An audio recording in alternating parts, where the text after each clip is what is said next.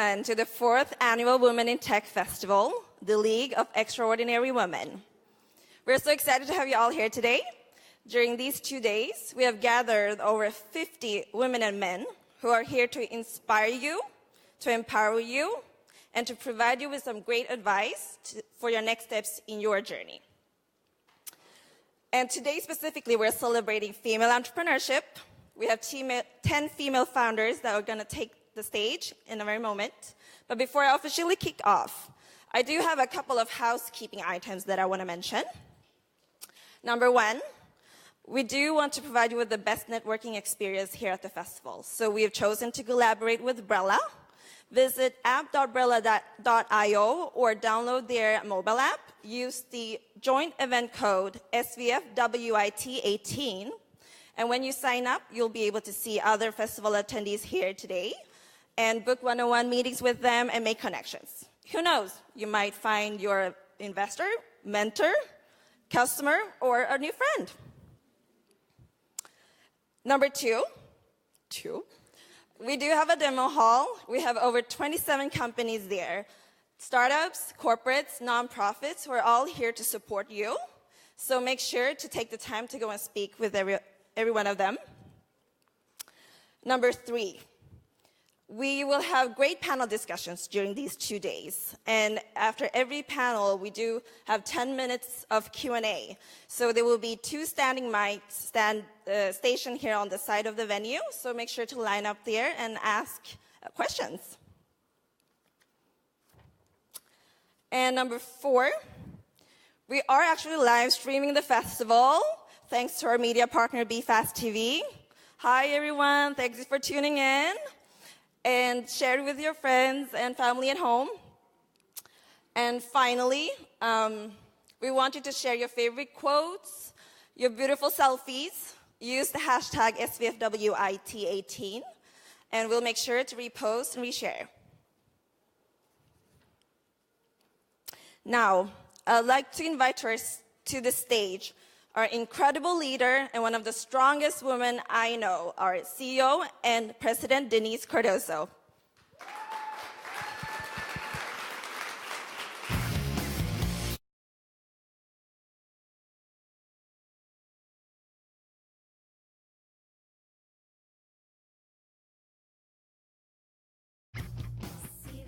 What a great intro. Thank you, Sierra.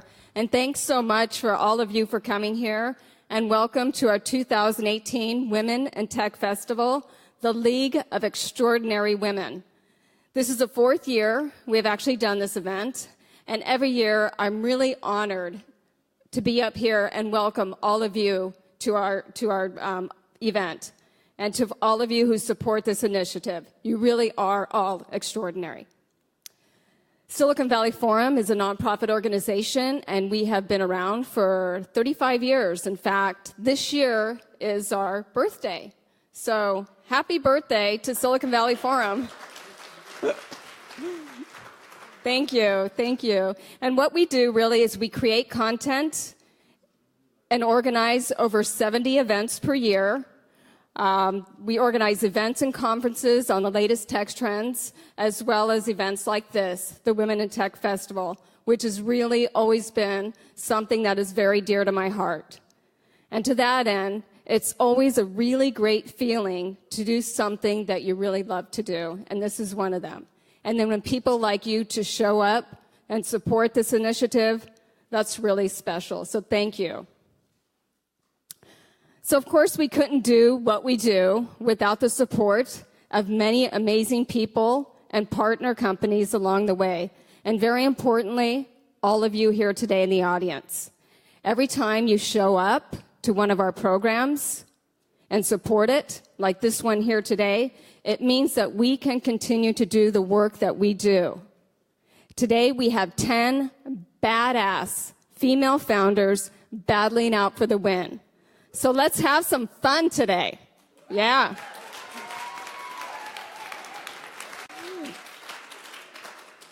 Of course, there are a few special companies and people that I would like to take the time to recognize as they made this Women in Tech Festival possible today. None of us would be here without them.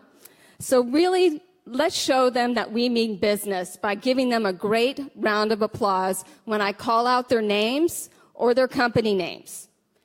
And to be clear, I don't want any courtesy claps, and we all know what those are, I want a big, resounding round of applause. Can we all do that? Yeah. And I'll start it off. We're going to bring down the house here. First, to our amazing volunteers that put this all together from last night to all day, coming in early this morning to making this what it is. Round of applause to our volunteers.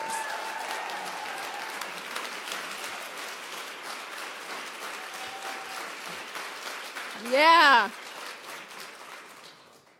And thank you to all of our in-kind partners, including the wonderful folks at Business Wire, Brella, K&L Gates, and our live streaming company today at BFast Video. Thank you so much.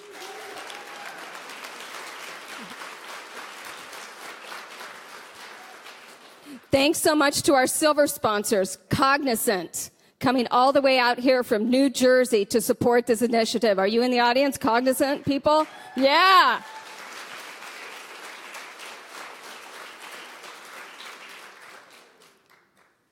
The Canadian Consulate team. Are you here out in the audience? Yeah? Yeah, give them a big round of applause. And it is very true about what they say about Canadians. They are the nicest people in the world. Thank you for 3 years of saying yes. We love Canada. Thank you to our gold sponsors. First, the great folks at Mercer. And trust me, they have some amazing, fierce women on their team. So if you have a chance to connect with them through Brella, you want to know these women. Huge round of applause to Mercer.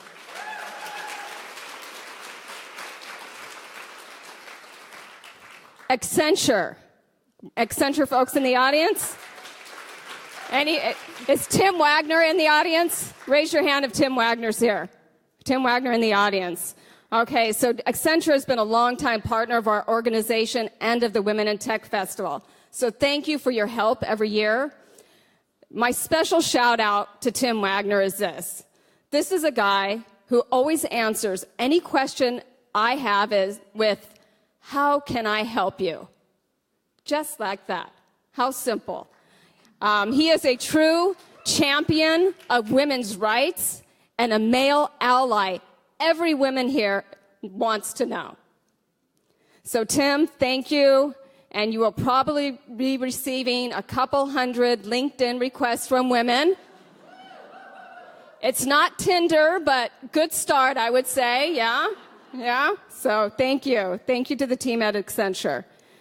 Thank you to IBM, who is not only a repeat sponsor of the Women in Tech Festival, but they have supported our nonprofit organization for 30 years. Give it up for IBM.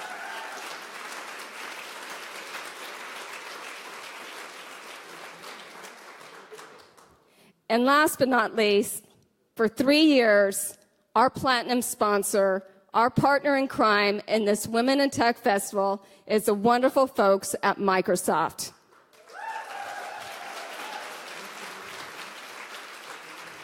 Thank you, Microsoft, for always saying yes year after year, and to the hardworking team that helped us pull this all together.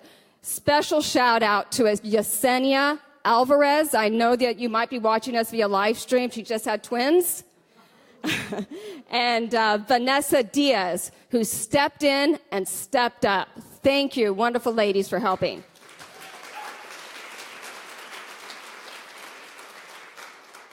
And with that, please welcome to the stage from our wonderful partners at Microsoft, Matt Thompson.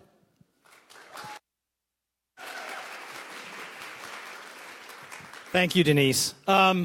So I was thinking today what I was going to say for just a couple of minutes while we got this thing started. And the first thing I want to say is you thanked a lot of people here. But the person that's really been driving this organization for the last several years, and I need to disclose that I am a board member of SVF Women and have been for the last number of years, Can we get a round of applause for Denyse? Because this is really, this has become more than a passion project for her, right? So when we sit in the board meetings, we talk about what we're going to do. One of the things that SV Forum is famous for is being first. So years ago, believe it or not, I was working at Sun Microsystems, and SV Forum actually hosted a debate, Java versus .NET. At the time, it was one of the most controversial discussions you could ever imagine. Mercury News covered it, one of the local TV stations covered it, and I was on the other side. So I now work for Microsoft. I can honestly say we won the debate, and shamed Microsoft slightly at the time. But the point is that SV Forum has always been on the cutting edge. And so when you look at what they do, the fact that this is the 4th year of this conference, where most conferences, most topics, we do 1 year, 2 year, then we're on to the next thing, the next leading edge thing. That tells you how important this is, not just to Denyse, but to the organization and the ecosystem here in Silicon Valley. So I think that is awesome. And I've been here the last 3 years. I love this event. And I was thinking about, why this location in particular was so special. So in previous years, we've actually hosted it on our campus. For those of you who have driven by the campus, driving by 101, we've torn it all down. We're rebuilding our campus here. So given the opportunity to do it at the Computer History Museum, it felt very appropriate. Because the thing I would challenge you with is, I think there are people in this audience that will have their technology, their ideas, and their beliefs downstairs in an exhibit in 10 to 15 years. Right? That's what we want. And I also wanted to call out that the new leader of the Computer History Museum was a longtime board member of SV Forum, Dana Lewin, a good friend of mine, and also a great supporter of Women in the Valley.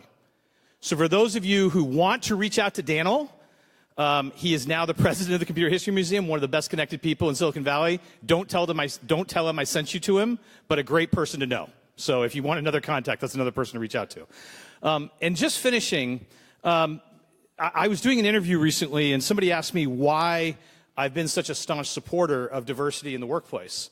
And there are lots of reasons for that, but I had to kind of nail it down to one soundbite. And it came down to diversity in all its forms adds capability to an organization.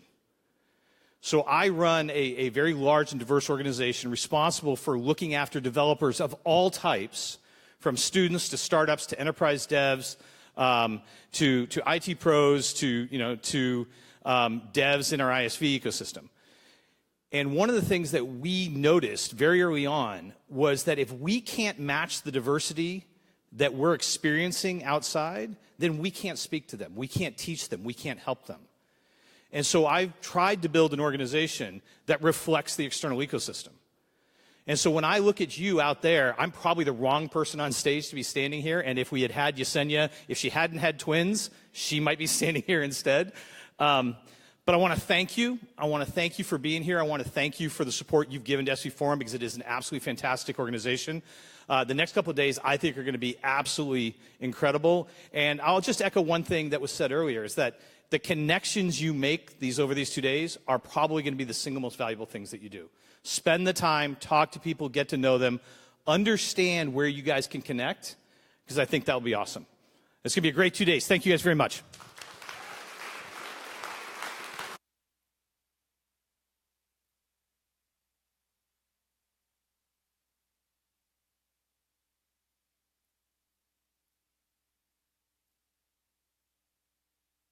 So as I was sitting down there, I was wondering if I forgot to thank one of our sponsors. So is the crew from Sugar CRM in the audience? Yeah? Did I forget? Did I? I am so sorry. So this is an amazing company. So Sugar CRM has actually supported the Women in Tech Festival for 3 straight years. But not only are they a special company to us in that respect, but they have also been a part of our community for 9 years. I had actually met their CEO 9 years ago at an event that we held called Investor Forum, where he was there pitching the company at the time at our little event at DLA Piper. So thank you so much to CRM. And also, if you guys don't know, they have a wonderful demo table, and you always can get some great candy over there. So get yourself some sugar. Go visit them.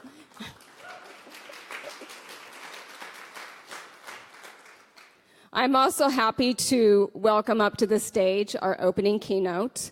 I had never met Tanya prior to today. I had a conversation with her, I think it was a week ago, a woman I never met, and I asked her, would you mind helping me out? I have these 10 wonderful startups, and we're going to be doing a dress rehearsal on April 12th. I would love for you to come in and help me give them some feedback and prepare them for the stage. Without hesitation, this woman says, yes. How can I help? I'd love to help you, Denyse. And that's women supporting women. So thank you so much, Tanya. I really appreciate you stepped up. So without further ado, please welcome to the stage the wonderful Tanya Soman from 500 Startups. Thank you. Hi, everyone. Thank you, Denyse. That was such a kind intro. Thank you, Silicon Valley Forum, for having me, inviting me, and allowing me to share my voice with all of you today. So exciting. I think we're going to hear this a lot today, but it is incredible to see so many women looking back at me and not just being the token female speaker at an event.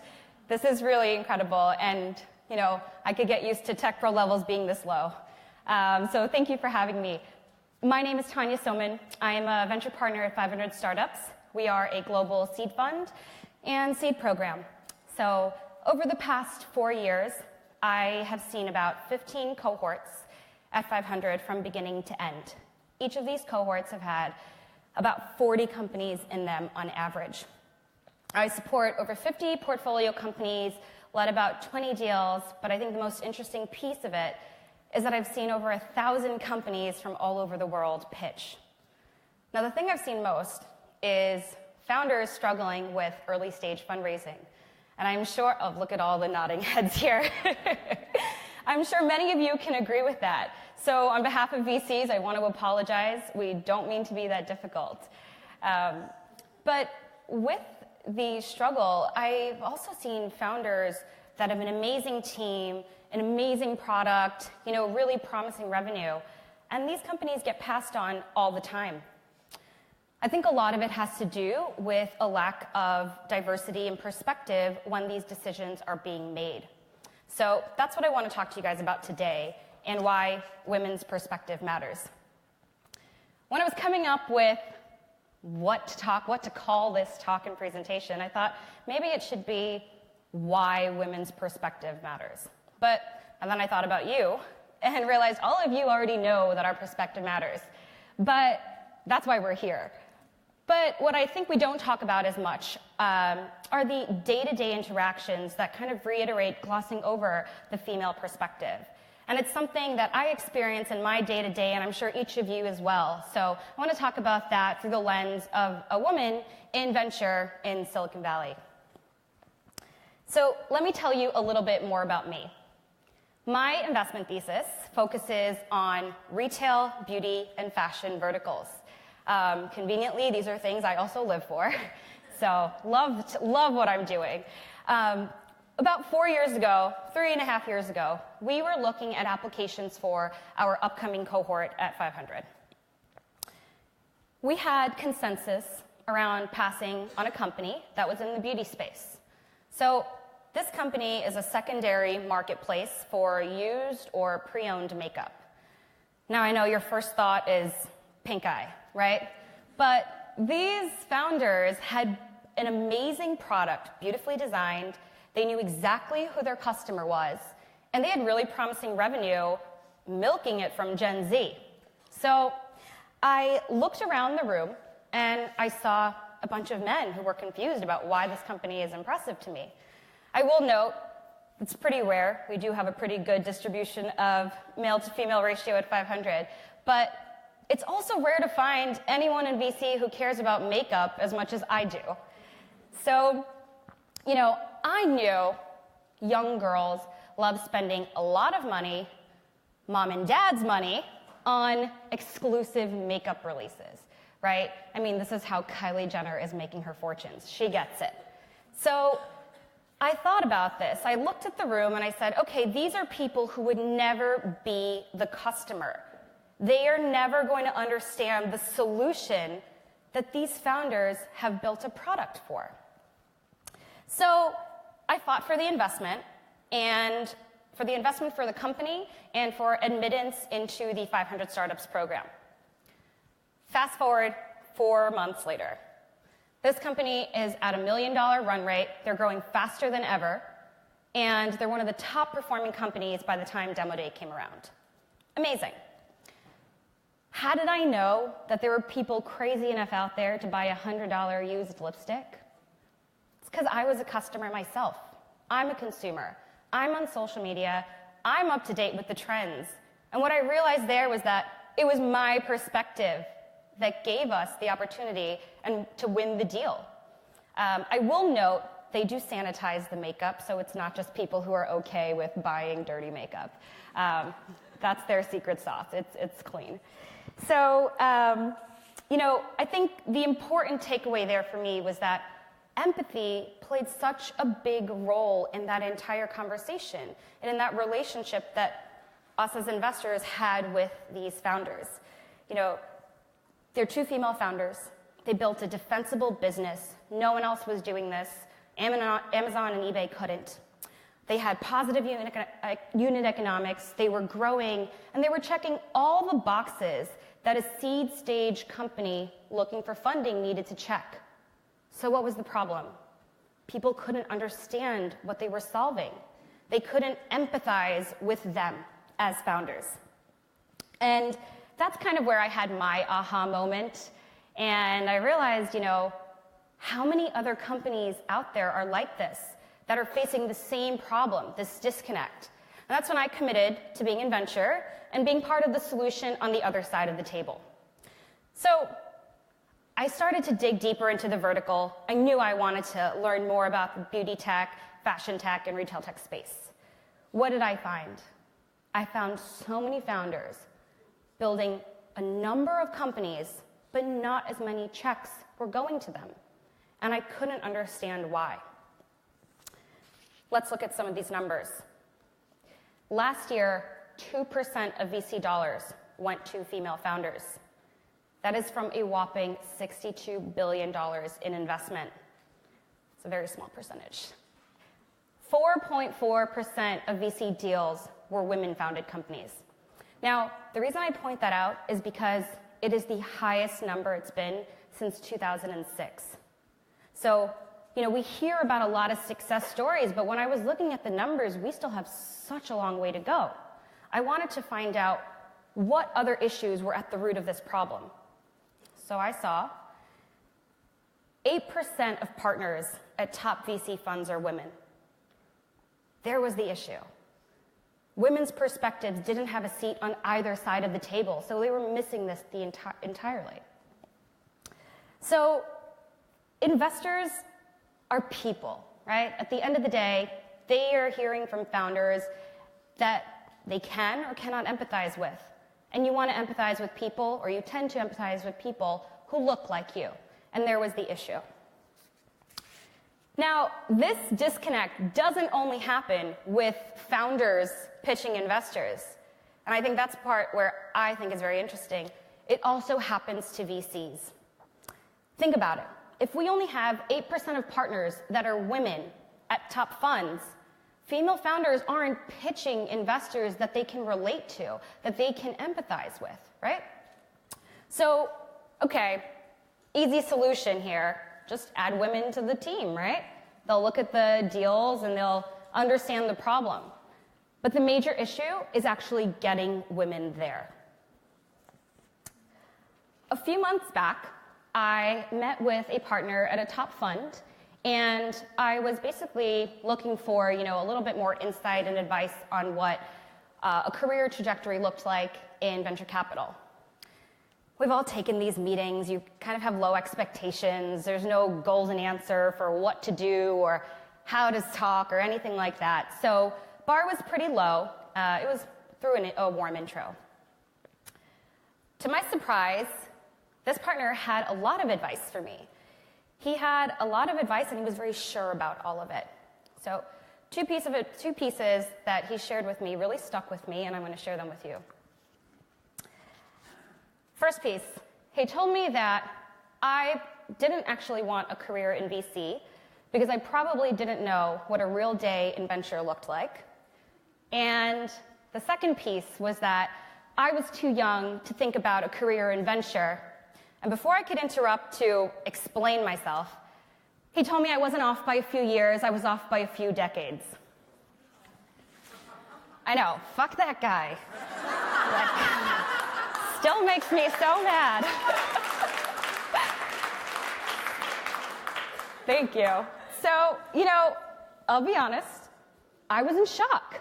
There I was, going into a meeting with a lot of respect for this person and subsequently their opinion, until I realized what their opinion was of me. It didn't matter that I went to business school, that I've been in venture for 4 years, that I've seen over 1,000 companies in a dozen countries. To him, I would never fit the mold, and he could never see someone like me in his career. And I think the main issue here is that he couldn't empathize with me. There was no connection for him to see me at the same place that he was. So the funny part to that story is he was actually only a few years older than me, so I asked him, how did you get here? Why have you made these decisions, and how did they add up? To which he told me that he was the exception. So that was a good day. The conversation really did hit me hard. I was looking for advice, and here I got advice on what other careers I should explore, and I got suggestions for other jobs that I should be doing outside of venture. He suggested many of them. So I asked myself, what do you want to do? I was committed to venture. Venture is ripe for disruption, and beyond disruption, there are so many founders who need to be represented in the space. There are barely any women and a lack of diversity all across the board with technology. But it really was me owing it to what I was experiencing to stay committed.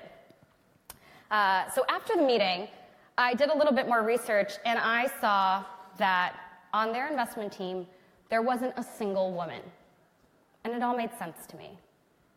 He didn't have an example in his universe that he could look at to say, oh yeah, I can see how someone like her, a woman, can sit at the same table as me or be on the same team. He thought that he was giving me good advice, right? So I knew he meant well, even though it didn't come across as that. He didn't have an example to empathize with someone like me. Now, I'm really glad that conversation happened, and it's not just because I got to use it as a perfect example here today, but it also reminds me that we're in 2018, and despite all of the movements that feel like they're everywhere, there is a man who still has no idea what it's like to be a woman in yet another male-dominated industry. So his words roll off my back now, and they're motivation for me to stay committed to being in venture. But it also reminds me that my perspective isn't fully there and needs to be represented, and my perspective matters. Because I'm a woman, I continue to think about this conversation, and I tried to understand what the root was in his bias. We had just met. There was no reason for him to dislike me. There was, what was the issue? And because it made me question myself, I really wanted to understand why. Well, I dug into it a little bit deeper. What did I find? Traditionally, VCs hire from within their own networks.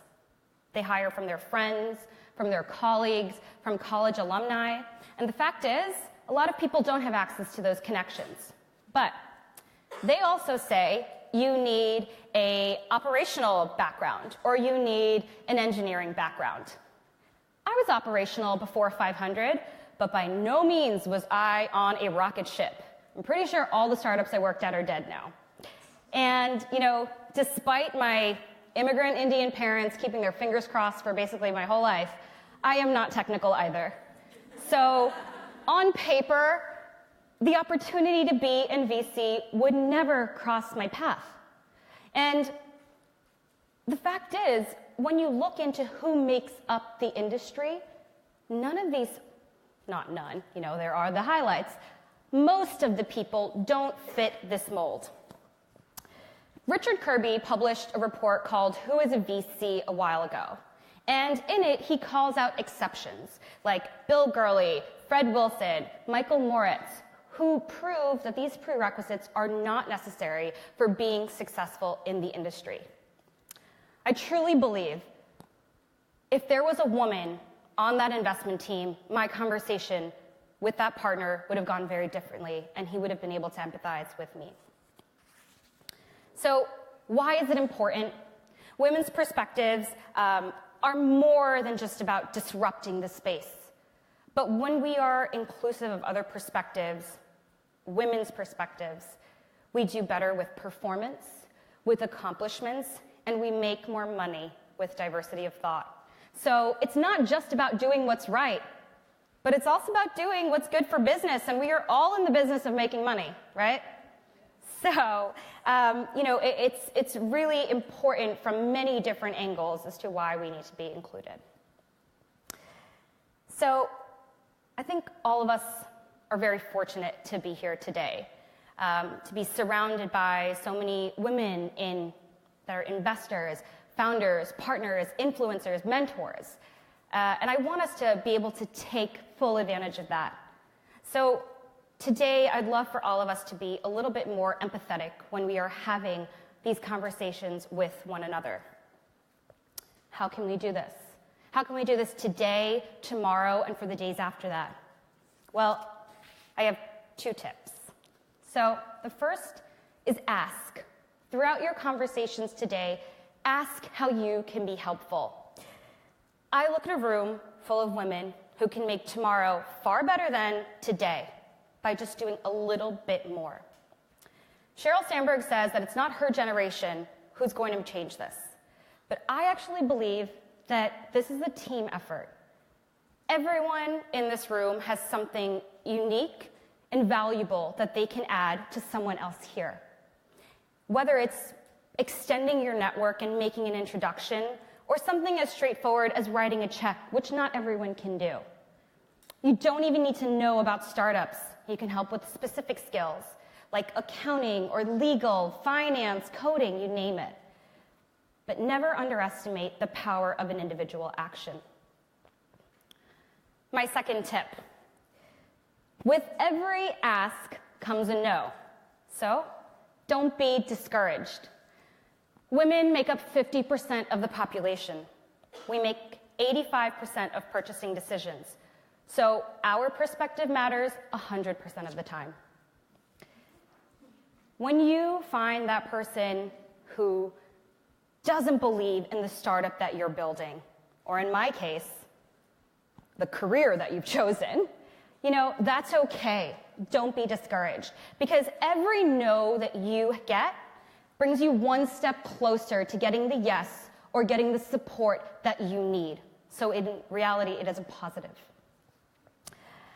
Collectively, our individual actions add up to much more than one little thing, right? And a helping hand to the right founder might inspire girls in the future to be their better selves, which is the best option for all of us. Women are shy to ask for help, so let's put it on us to offer it to each other. I hope that we can build empathetic relationships today, tomorrow, and for many years on beyond that. Thank you.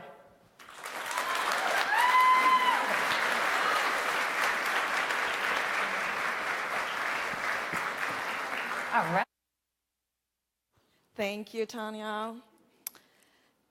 Now, are you guys ready for a pitch competition? Yes? So this is how things will go down. Each female founder will have 5 minutes to pitch, followed by a 5-minute Q&A feedback from our panel of judges. And they will be scored based on 4 criteria: performance and pitch, market potential, technology, and likelihood to success. And at the end, we will be announcing a grand champion. But to keep things interesting, we want to invite all of you, the audience, to vote for your favorite pitch. So when all the 10 female founders have pitched, we'll be opening up a poll on sly.do and with a joint event code SVFWIT18 to vote. And I will repeat this so that you remember. And yes, and I would like to introduce our panel of judges. So welcome to this stage, Irene Sandler from Cognizant Accelerator, Christie from Backstage Capital, Bill Reichert from Garage Technology Ventures, and Crystal Wang from GGV Capital. Yay!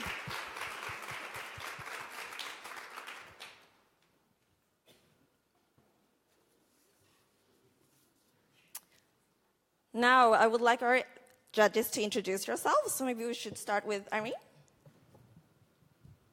Are these on? Yes, they're on. Hi.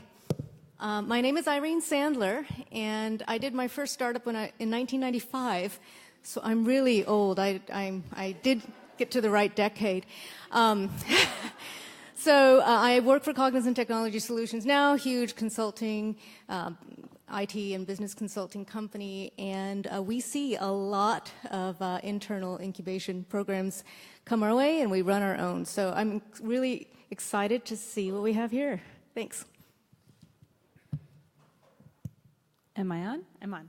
Hi, everyone. I'm Christie. I'm an investment partner at Backstage Capital, which is an early-stage venture fund dedicated to investing in the best underestimated founders. We define that as women, people of color, and LGBT founders. So really glad to be here today. Thank you for having me.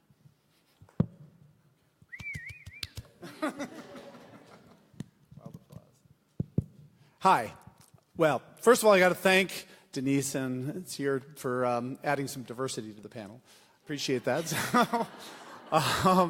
But actually seriously delighted and honored to be here today. This is an outstanding group and an outstanding event. So thank you so much for inviting me. I appreciate it.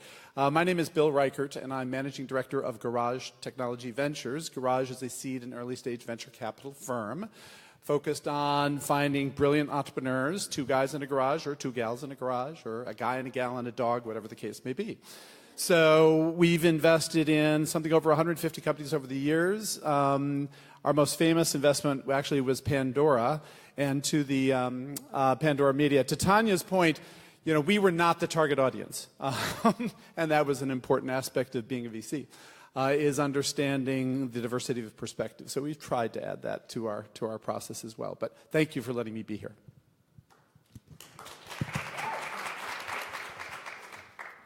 Hi, my name is Crystal Huang. I'm a principal at GGV Capital. We are a U.S.-China multi-stage fund, manage about $3.8 billion across 6 funds, investing out of Fund 6, that's just $1.2 billion, so pretty sizable, anything from, seed to, pre-IPO rounds, so really flexible on stage and sector. Been there for almost 5 years now. We were also investors in Pandora, but way later than you. So excited to be here. I mostly focus on enterprise tech, but the first 2 years of my career were in consumer e-commerce marketplaces. So, can look at both, and excited to meet the companies in the room today. Thank you. So it's not easy to get up on the stage. So when I introduce each female founder, I want you to give them, or all of us, to give them the loudest support and love. So coming all the way from Australia, we have Caroline LePron from Cookie2.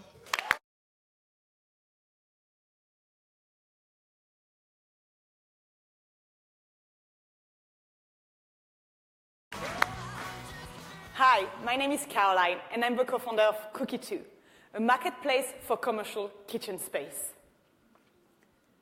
So, if any one of you ever tried to start a commercial kitchen, a food business, or grow a food business, you know it's difficult.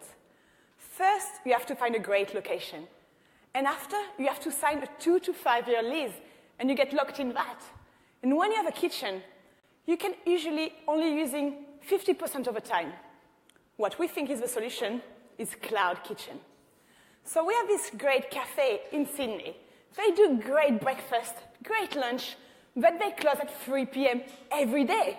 So what we did is we partnered with a great burger place from Melbourne, and we did bring them to Sydney so they can come and use the kitchen from 5 to 11 p.m. They come and they do burgers, delivery-only burger. So you cannot come and get a burger. You just have to order on Uber Eats. After that, when they finish, we have another cupcake startup come and use the kitchen.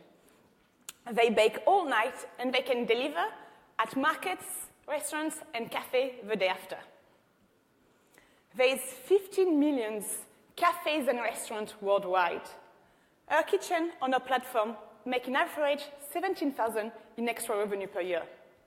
When we will have 300,000 kitchens, we will be generating 6.9 billion in turnover per year. The market size of the online industry is 43 billion in the US at the moment. It's predicted to grow by 2022 to 76 billion. At the moment, if you have a cafe or restaurant, you can list your kitchen on our platform for free. We only take a commission of any bookings that come onto our platform. We take a 15%. We think in the future we can take 20% booking fee, and we can also charge the kitchen for listing their kitchen or every time there is a match when someone is using their kitchen. We started with a pilot program with Uber Eats. What we do with them is we help their biggest partner to be able to extend to new suburbs and new cities by using one of our kitchens to do delivery only. So they just need to bring their staff and their food, and they can operate in one of our kitchens. The competition, what's interesting is we used to be only 3 players. All of them are quite similar stage, quite small. And what's interesting is Travis, the ex-Uber CEO, just invested 150 million into a market. We think it's very exciting because he's going to be the CEO of a cloud kitchen. People start to understand the size of this market. So when we speak with kitchen, they think about 3 main risks. The first one, we've been able to address it thanks to our insurance. What we do is if there is any issue with equipment, if people damage the oven, and the day after the cafe cannot operate, we have also a loss of trade insurance. We make sure that we fix everything, we repair everything, and people never lose money. It's win-win for everyone. In case if there is anything missing in the kitchen, we also cover that. We have very strict cleaning standards. As you know, chefs can be very difficult, so we need to make sure that everything is right in order. We have strict processes with kitchen handbook, how to use the kitchen, how to access the kitchen, and we check the identity of everyone. We make sure that we know who is coming and that everyone has to pay a bond to use our platform. Our team is James and myself, are the co-founder. We both had a food startup before. Kanchana, our CFO, used to be a consultant at Deloitte, and Peter is a Y Combinator alumni. He's an amazing CTO. We think that we can start with kitchen, but we can do much more. We think that we can do the full food stack later on, with equipment, supplies, point of sales, labeling. And we can even also look at buying property, and we can become the WeWork for kitchens. Our target is 500 cooks in the next 12 months. That will generate 700,000 in turnover per month. That will be 105 monthly recurring revenue. We came from Australia to just discover the local market. We want to create partnership because we're thinking to launch Cookie 2 in September in San Francisco. So if you know anyone, cafe, restaurants, we would love to know more about local knowledge. We would love to start a conversation. James is there, and I'm there. Please come and speak to us. Thank you.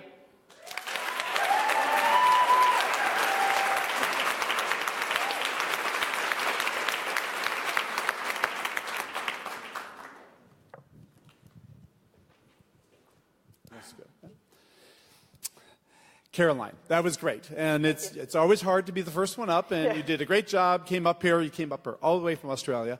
Does this mean you're trying to penetrate the US, right? Yes.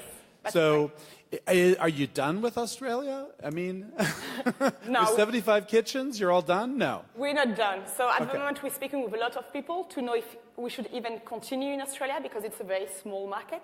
So we're not sure yet if we're going to continue in Australia or if we are going to leave everything because we're quite a small team and move here to be able to target a big market. So we're not sure yet if we're going to try to do both. Many investors say that's maybe not a good idea to try to do both when you are such a small team.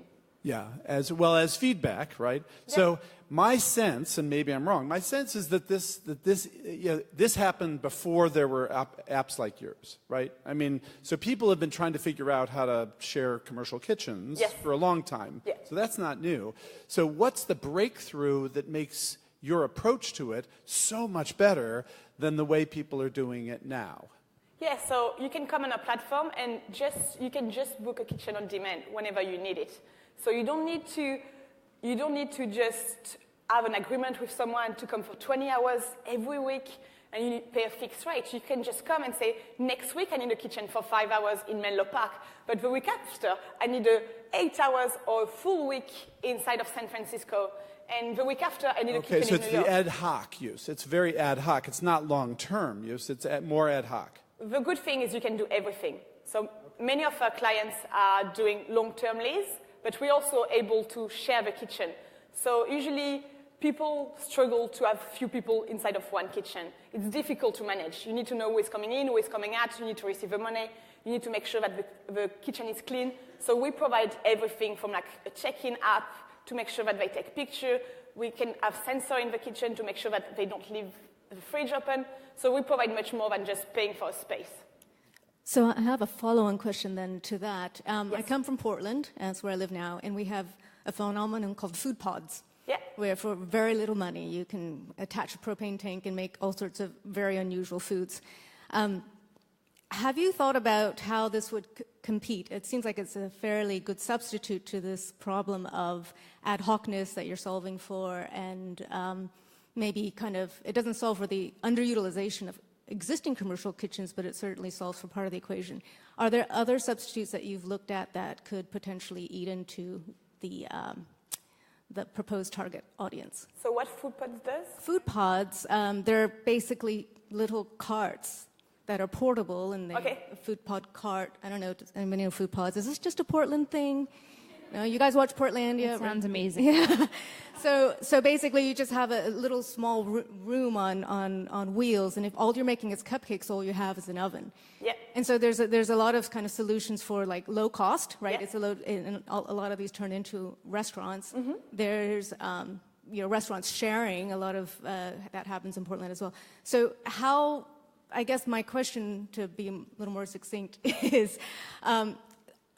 There's other solutions that solve for some of the pain points that you're outlining, and have you kind of looked at how you're better than those? Yeah, so we're looking at like some people are doing commercial kitchens, like very big commercial kitchen, when you can just rent one bench.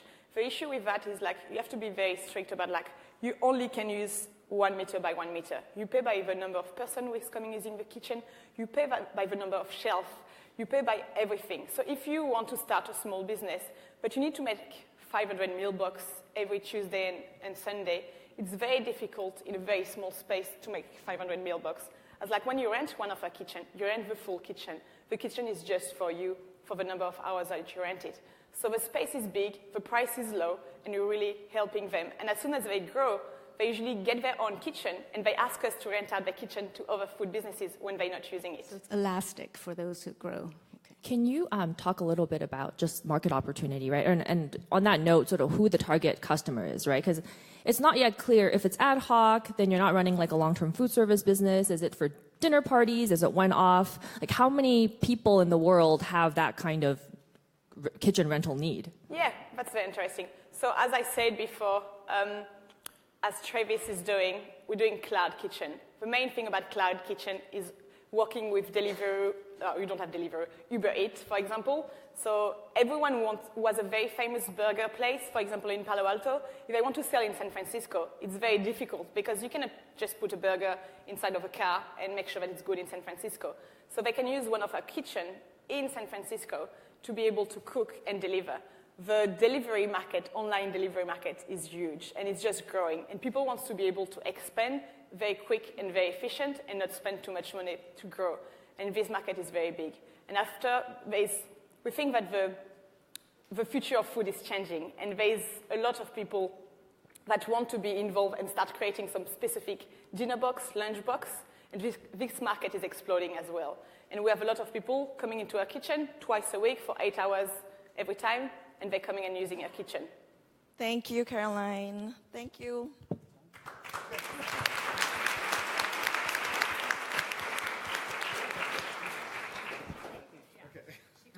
And all the way from Korea, we have Sonhee of Lily Cover.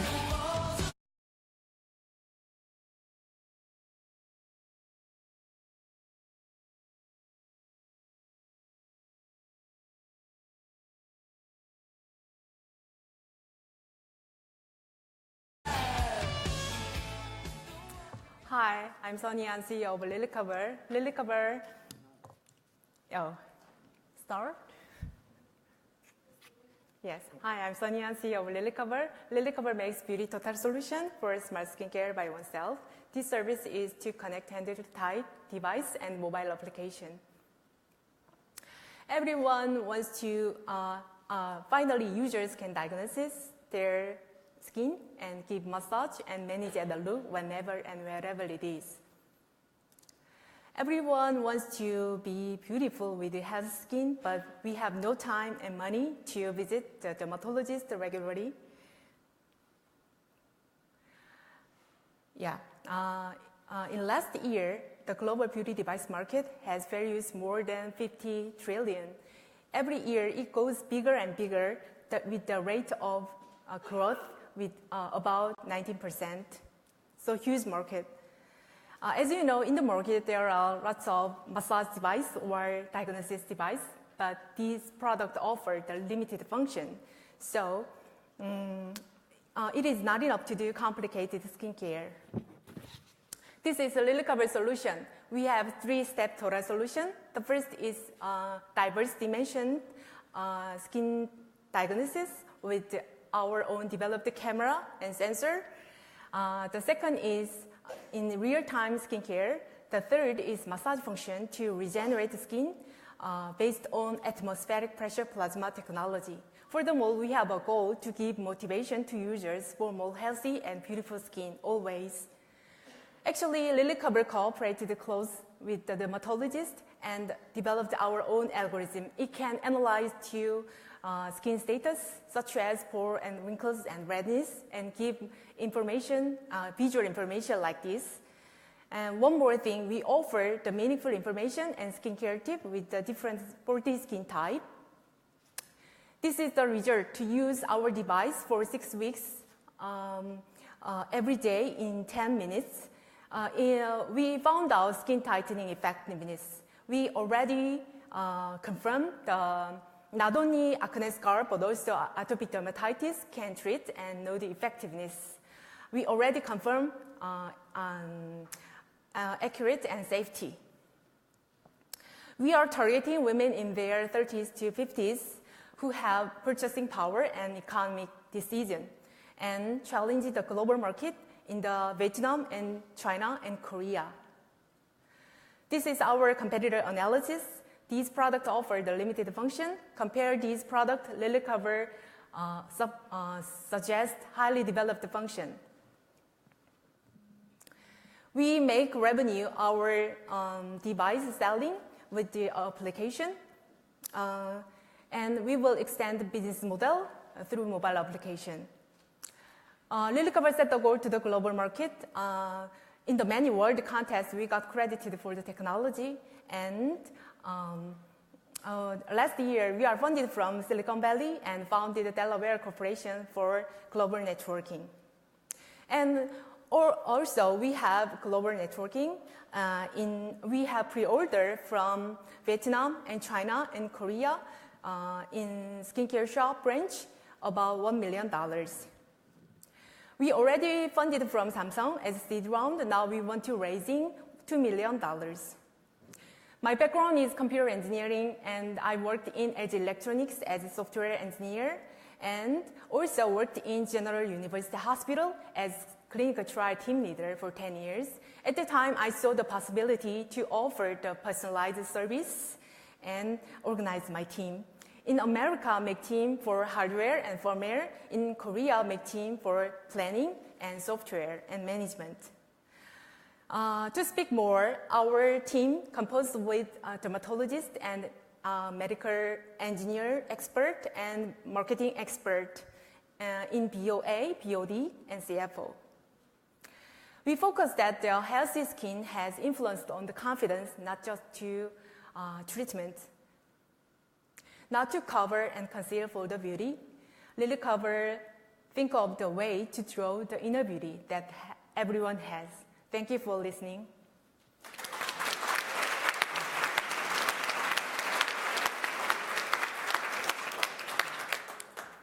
Okay, I'll jump in. Great pitch. I think that you covered a lot of information. I do have some follow-up questions for you. First of all, I just wanted to comment that skincare is a huge industry. I recently have spent some late nights on Reddit skincare addicts. I don't know if anybody else has, but you could go down those wormholes for hours. So there's definitely a huge opportunity here. The question I have is twofold. One is, what is the cost of the unit? And then secondly, after somebody purchases the unit, what is the recurring value that you can gain from them? Yes, the first, our retail cost is about $400 US. The second is, pardon? So once somebody has bought the unit from you, do you have a way to continue to make revenue from them or continue to generate value, or is it just the sale? Yes, can continue use. How is that? Just through the app? Yes, just tracking. We use technology, just tracking GPS, user GPS. Okay. How do you monitor? I was going to ask, so wait, what is the GPS for? But and also, is the device continuously providing, is the recurring use case that you use it every time you have a new skin issue and it provides on device of what to do? Yeah.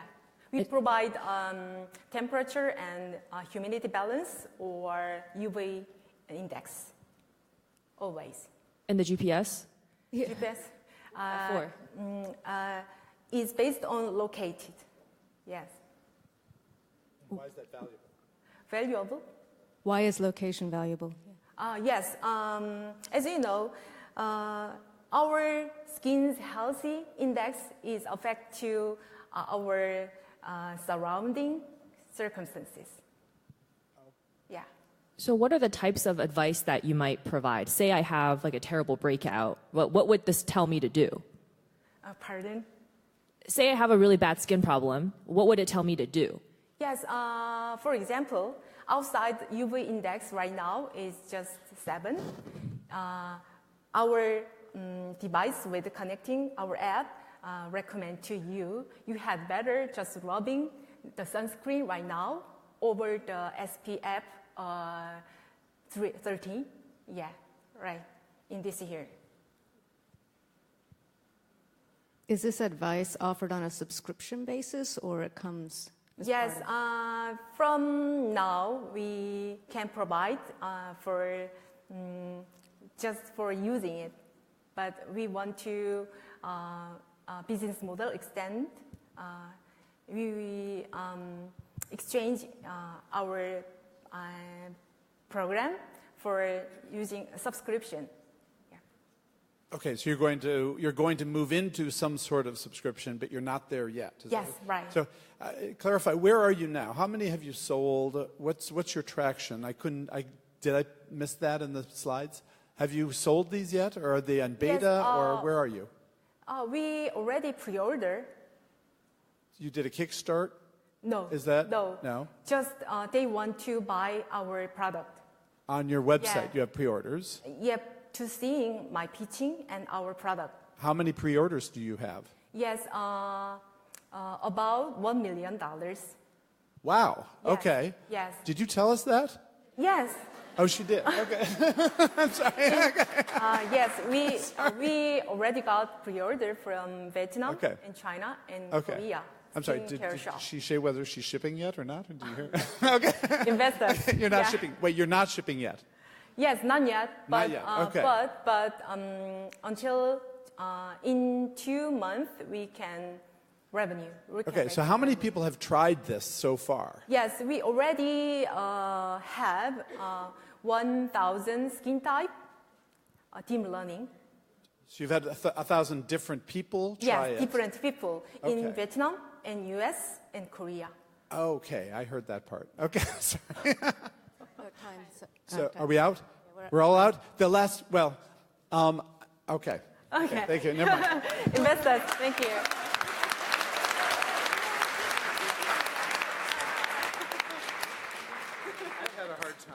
Reinventing the way employees eat at the office. Let's give it up for Megan Mockery of Bite Foods.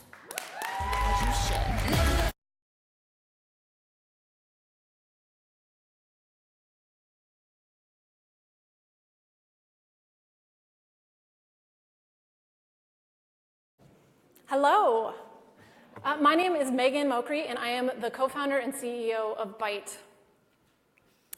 We are in the middle of a massive shift in how people eat. On-demand meal delivery, meal kits, grocery delivery. These are industries that largely did not exist 5-10 years ago, and they now represent over $100 billion in market size. But they have some fatal flaws. High operational complexity, high delivery costs, consumer churn, and this complexity has led to a number of companies not make it in these spaces.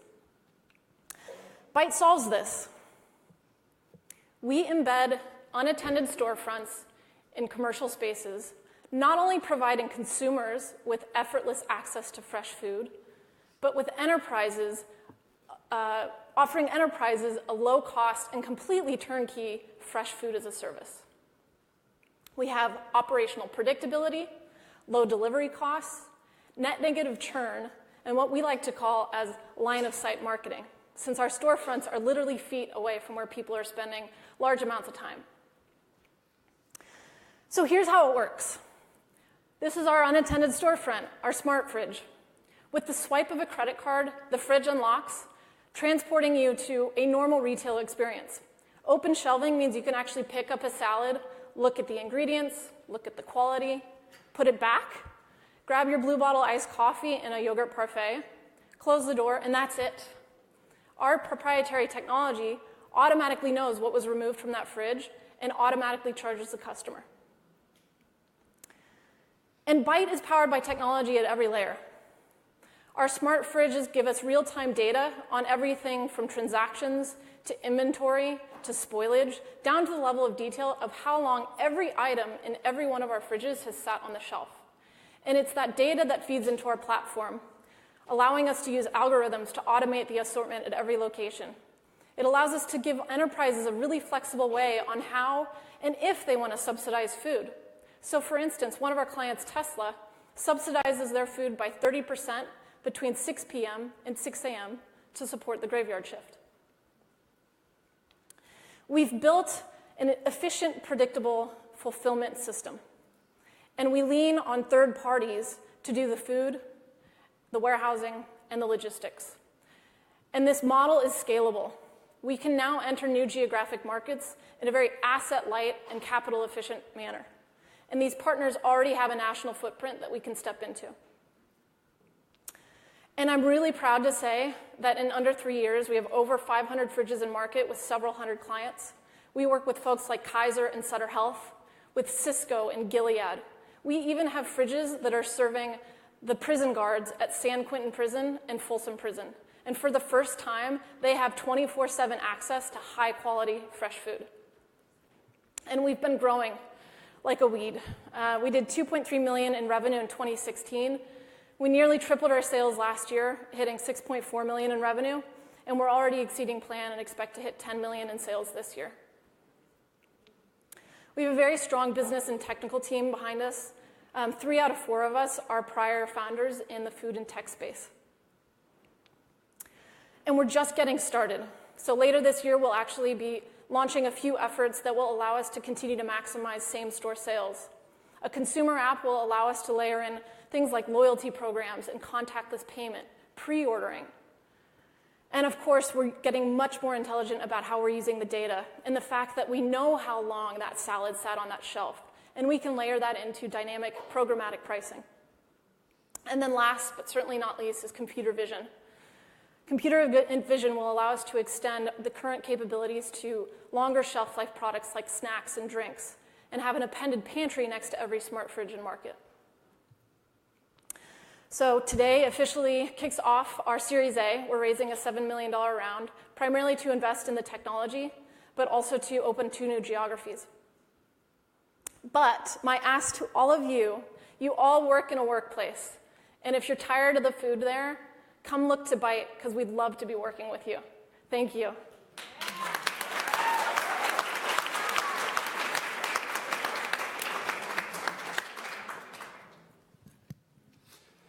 So, my reaction was, oh yeah, I've seen one of these, and then I realized now it was yours that I saw. Awesome. Okay. So at a WeWork. Yes. Right? Yeah. So how many geographies do you have at this point? So we serve the San Francisco Bay Area and Sacramento. We also have about 100 fridges in market where we license the technology to food service providers or brands. So you had 500 fridges that are your fridges. So what do you sell? That's where I want to go. What's the business? How much is refrigerators? How much of it is the food? How much of it is what's the breakdown of the business model? So when we go into a location and we provide a completely turnkey service, the location pays a subscription of just $500 a month for this turnkey service. We place a fridge, and then their employees buy food, and we take margin on that food today as well. And so the gross margins on that business are today 33%. We are also starting to develop a business that licenses this technology into the hands of folks like Sodexo or Aramark, large food service providers that want to be able to extend 24/7 access on hospitals, universities, corporate campuses as well. So that acts more like a software business where you've got 70% gross margins. Are you manufacturing these fridges right now? So we have. So we just went through a major rebuild of the fridge that brought the landed cost way down. It basically cut it in half from what it was. But our next order will be coming from our overseas manufacturer. Who services the fridges? I mean, who does all the maintenance and the delivery and keeping things fresh? So those are our partners. We have a cold storage partner who not only provides the warehousing space, they also provide the labor to basically take all that inventory on hand and pack it into this product goes to this fridge. And then we have a fulfillment provider doing the deliveries, which is Reichert. It's a company with a national footprint and with capabilities to do our deliveries beyond the markets that we're currently in. So you're raising a $7 million Series A round. How much have you raised so far before that? So we raised a $5.5 million seed in October of 2016. And did you say who makes the food? Who's your partner for the? I heard everything else. So three types. Okay. Food manufacturers. Okay. We'll work with distributors like UNFI to do like a GT kombucha or Justin's peanut butter cups, and then we'll also work directly with brands. But Okay. Byte does not produce any of that food. So now, are you talking with Cookie2 about? I just think we don't need kitchen space. That could be okay.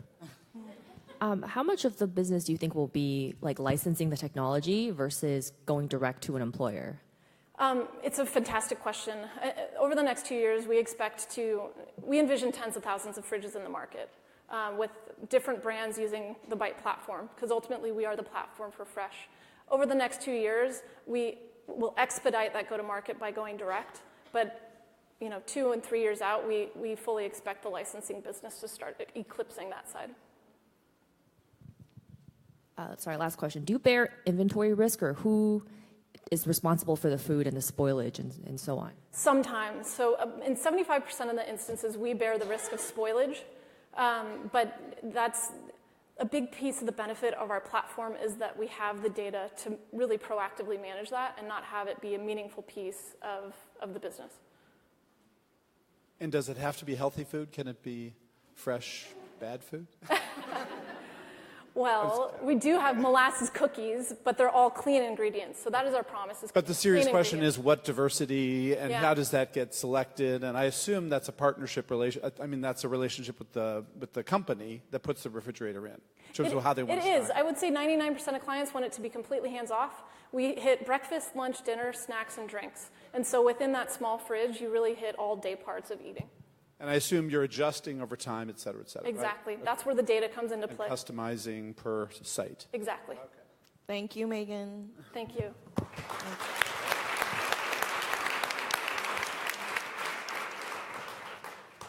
Enabling professionals to have equal access to career advancement. Welcome, Charu Sharma from nextplay.ai.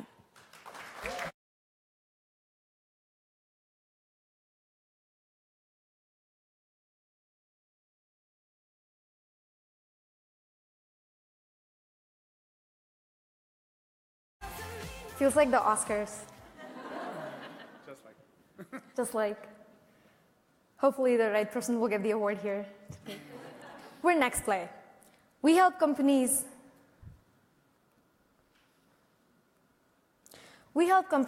engage, upskill, and retain their employees at scale. Career development is an ill-defined path. Being good at your job is not enough. And it's left up to employees to navigate their own career trajectory and find mentors and sponsors within their companies. Especially women, minorities, and introverts suffer. And I know this because I'm all three. I'm a trifecta here. The workforce is becoming increasingly millennial and increasingly disengaged. The number one thing we want in a job is, does it help us with our career growth? And the number one reason we leave a company is because we don't see that career growth happening. And again, I know this because I was one of these disengaged millennials while working at LinkedIn in enterprise sales. But very serendipitously, a mentor discovered me, and she changed my life. She made me a top performer, and I stayed at LinkedIn for 3 more years. And I paid it forward. I started the global mentorship program for women at LinkedIn. But I there firsthand experienced the limitations of scaling such efforts and building stickiness in the follow-through. And I learned that most mentees don't even know what they want. How do you solve for that? Around the same time, I met my co-founder, Nawar, who had 8 years of experience building beautiful mobile products and leading technical teams. He grew up in the Middle East in a war zone, and I grew up in India in scarcity. So when we met, we instantly connected on our mission. We both fundamentally believe that talent is equally distributed, despite the fact that opportunities are not. So together, we started NextPlay. We have a proprietary approach where our mobile app has a conversational experience with individual employees, understanding their aspirations and blind spots. It understands their career pathing within a company and matches them to internal mentors, and in the future, also internal job opportunities for internal mobility. Customers love it. In just a year, we hit $130K in revenue, and 100% of our pilots are converting to annual contracts. And we have $1 million in our sales pipeline. There's a lot more where that comes from because according to Harvard Business Review, companies around the world spend $356 billion a year on talent development. It's a massive but broken industry. They have no way to measure ROI. Millennials are asking for personalized feedback and growth opportunities, and companies cannot offer that at scale without technology. And globally, companies are losing $30 billion due to employees leaving, plus lost productivity.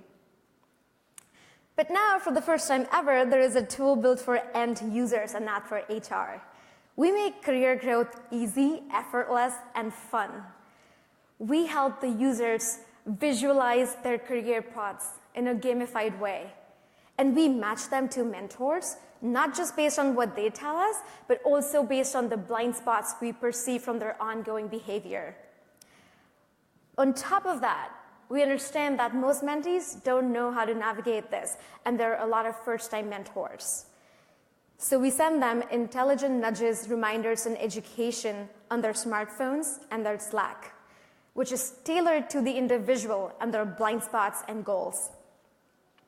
After 6 months of working with our approach, users on average felt twice as equipped to achieve their goals, and 25% more employees now strongly recommend working for their company.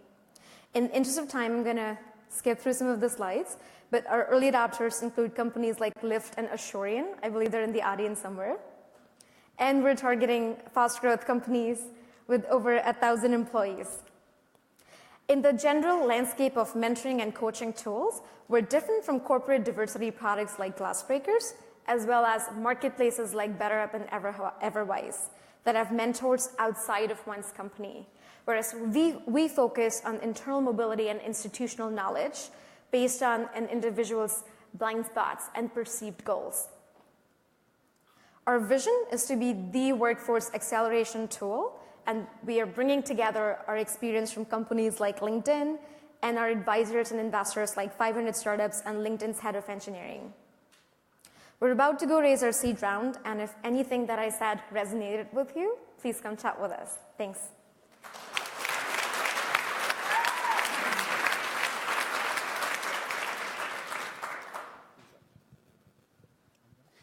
Hi. It would be great to know more about what the experience is like for the employee. So can you give us an idea of like who is the target employee, what kind of role are they in, and what kind of, do they get a promotion from using this solution? What kind of outcome do they normally have? Yes.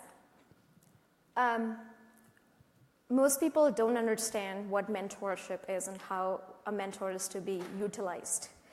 And most people, when they feel stuck, they think, oh, if I have a mentor, I'll just get unstuck. So a huge part of what we do is help people first become aware of what their goals are, and then we match them to a mentor once they get there.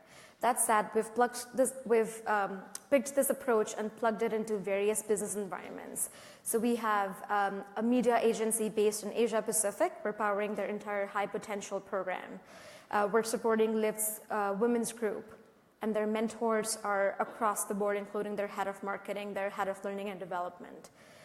So the purpose, the why, is more of a business conversation that we have with the executive sponsor.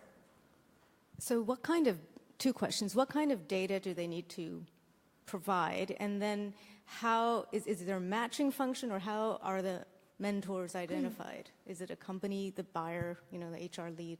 Yes. So our roadmap is to direct this towards tying more and more with company policies, where potentially a mentor can leverage their impact created to get promoted, to become a manager, etc.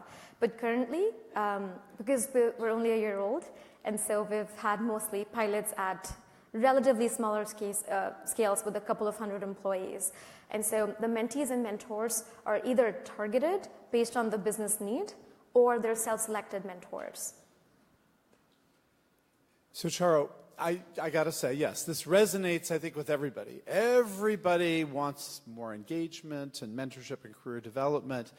And so the challenge I think you've got is you got to convince us that you're different from all the other companies that have an engagement, enhancement, career development, values, blah, blah, right?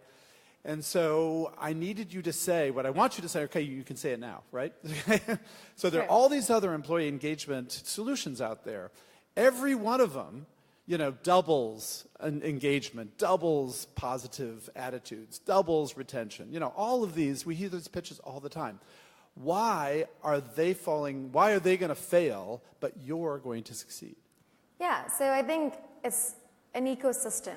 It's a complex ecosystem, and there are startups tackling this problem from various angles, and I hope they succeed. But the companies we are directly competing with, I'll tell you why we're different. So they're essentially databases of mentor and mentee profiles, where all the onus is on the mentee. But okay, mentorship is just one way to improve employee engagement. So your competition is not just all the other mentorship programs. Your competition are all the other employee engagement, career development companies that are out there. Yeah, so again, I think there isn't one solution to every problem.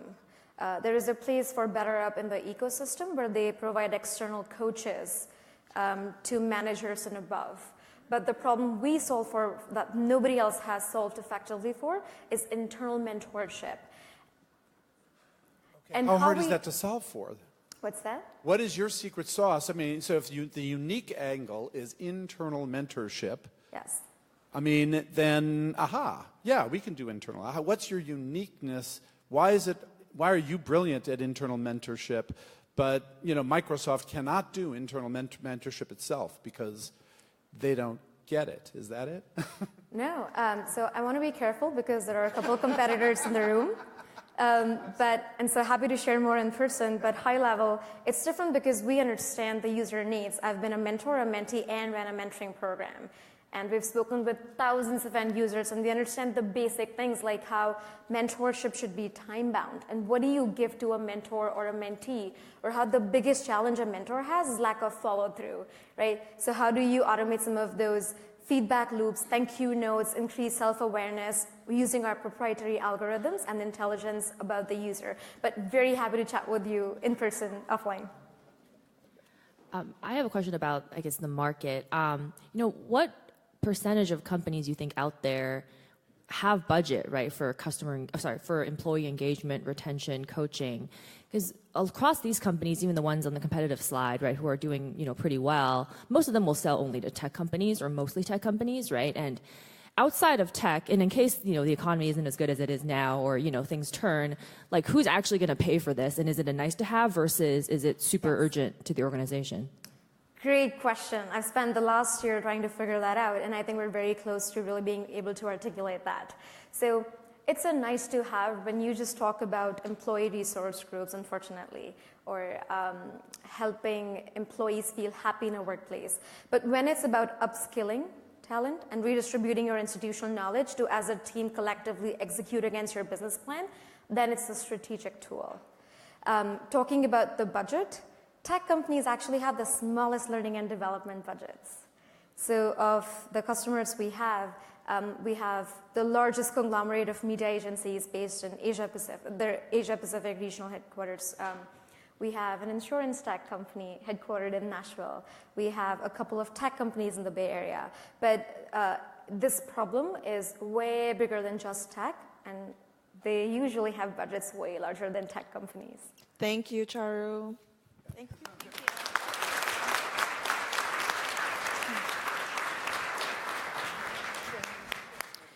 Making it easier to access infant, child, and elder care. Give it up to Anita Gardine of Oniva.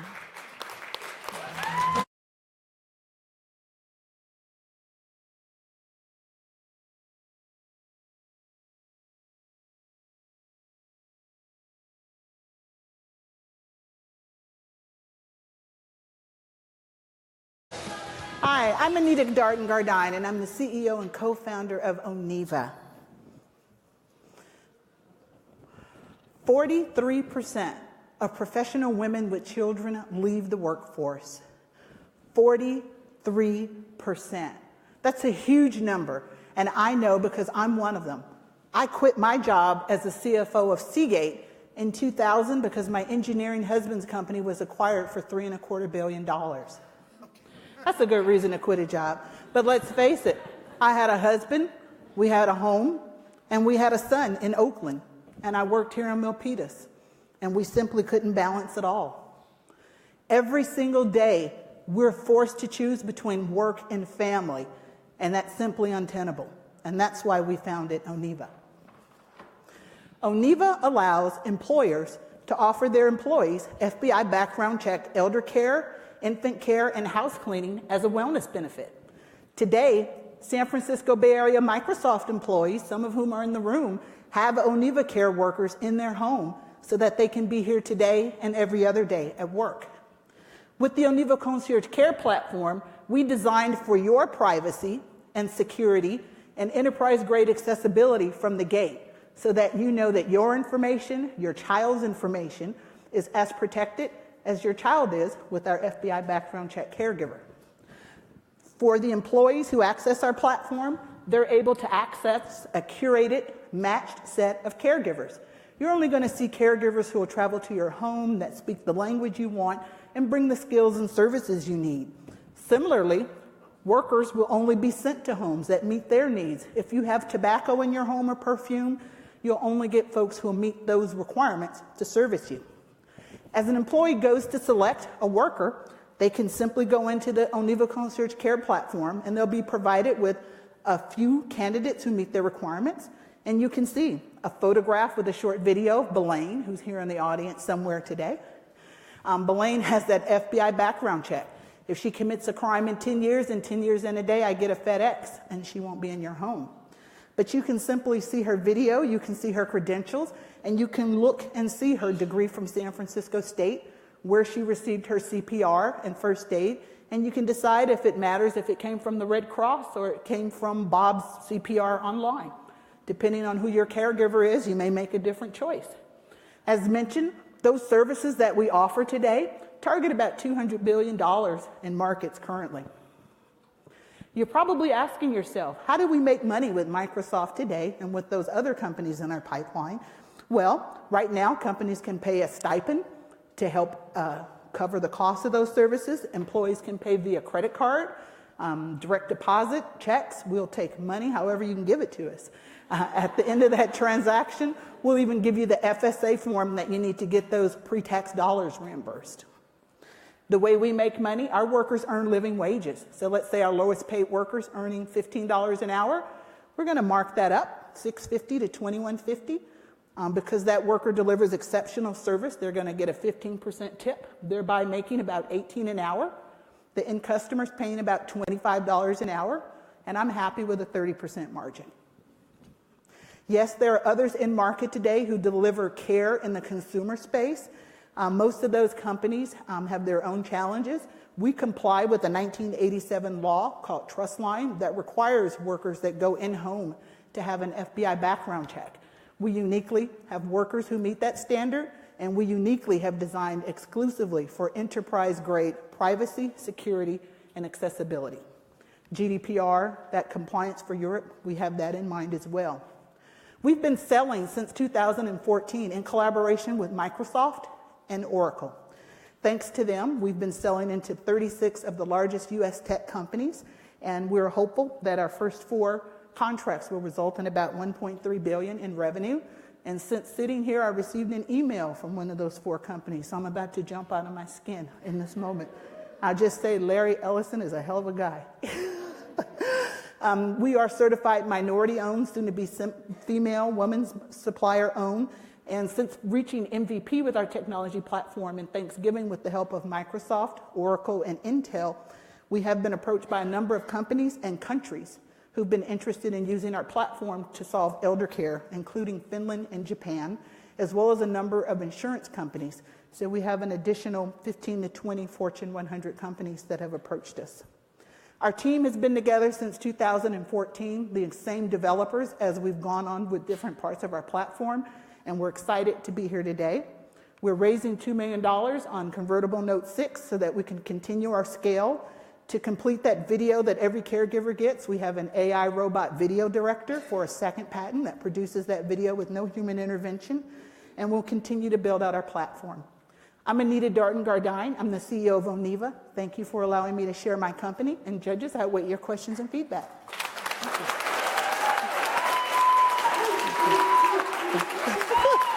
Thank you.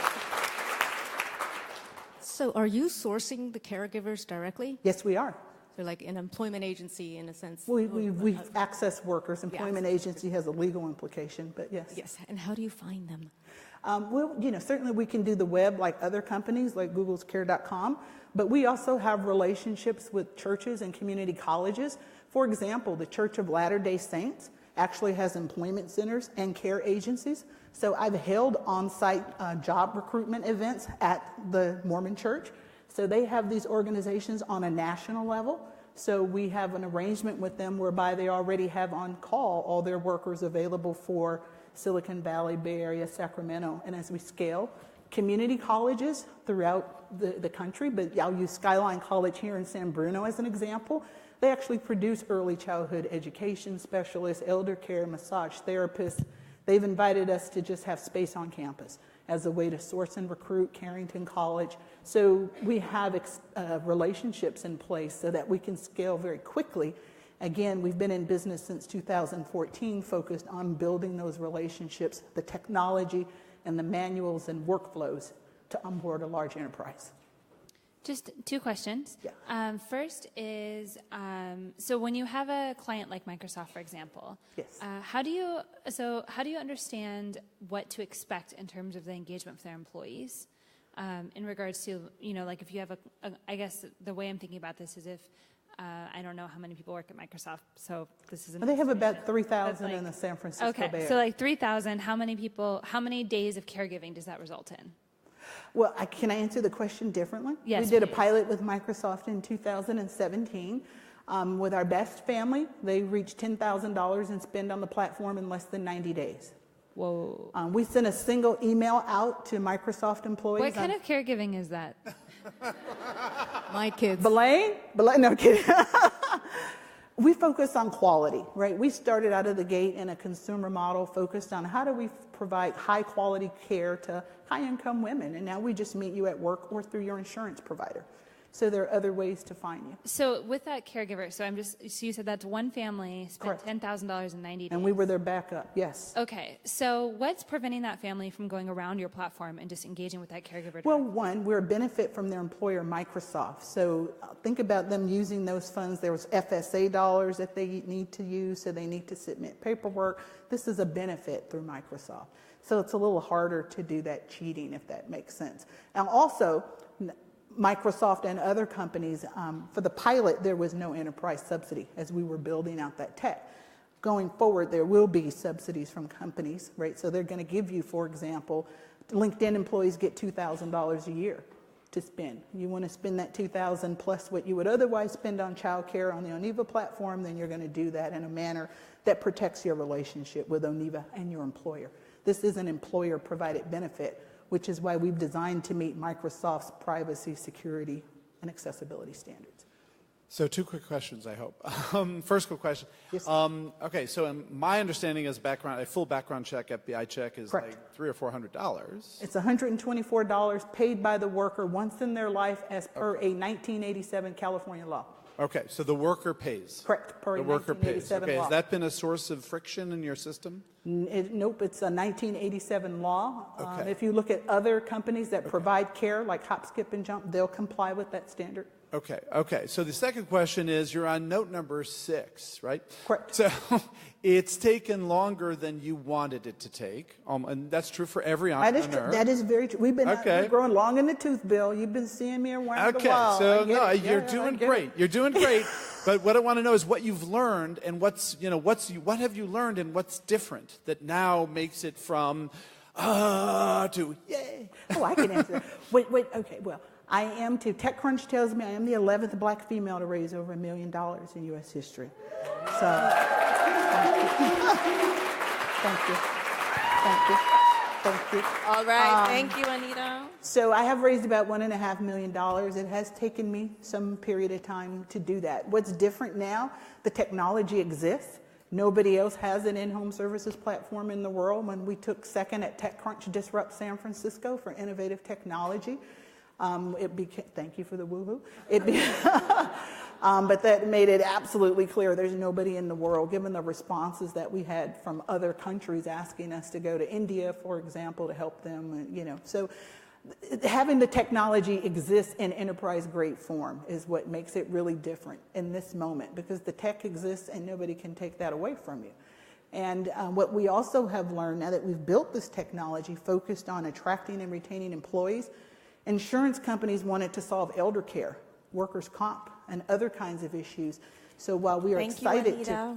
We'll have Goodbye. to wrap up. Sorry, I was answering your question. Thank you. Thank you. Warm applause. Oh, thank you. Can I also ask our judges to thank you so much for the judging of the first session of the pitch. So we're actually going to do a quick switch of the stage here to prepare for our panel. Bring the scoring sheets with you.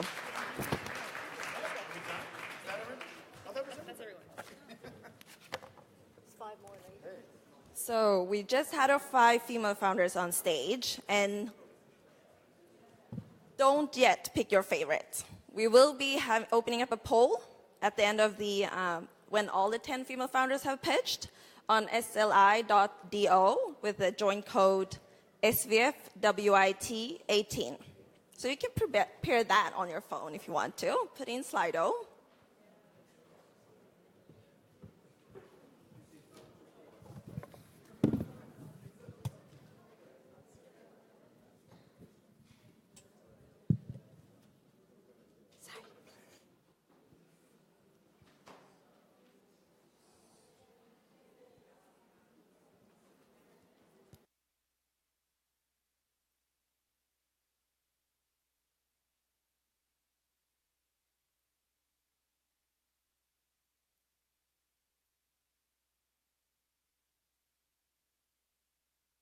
And also, I should mention, there is a shorter Q&A since we are a little bit past on time. So there will be 5 minutes of Q&A after the panel by the 2 standing mics on the side. So if you do want to ask our speakers, please head up to one of the mics on the side. All right. So we know that women and minorities receive a very small fraction of the venture capital. And we're excited here today to meet the investors that are changing that. So let's welcome our panelist, Howie Diamond from Alpha Bridge Ventures. We have Christine Heron from Intel Capital. And Lo Tony from Plexo Capital. And moderating the panel is Michael Redding from Accenture.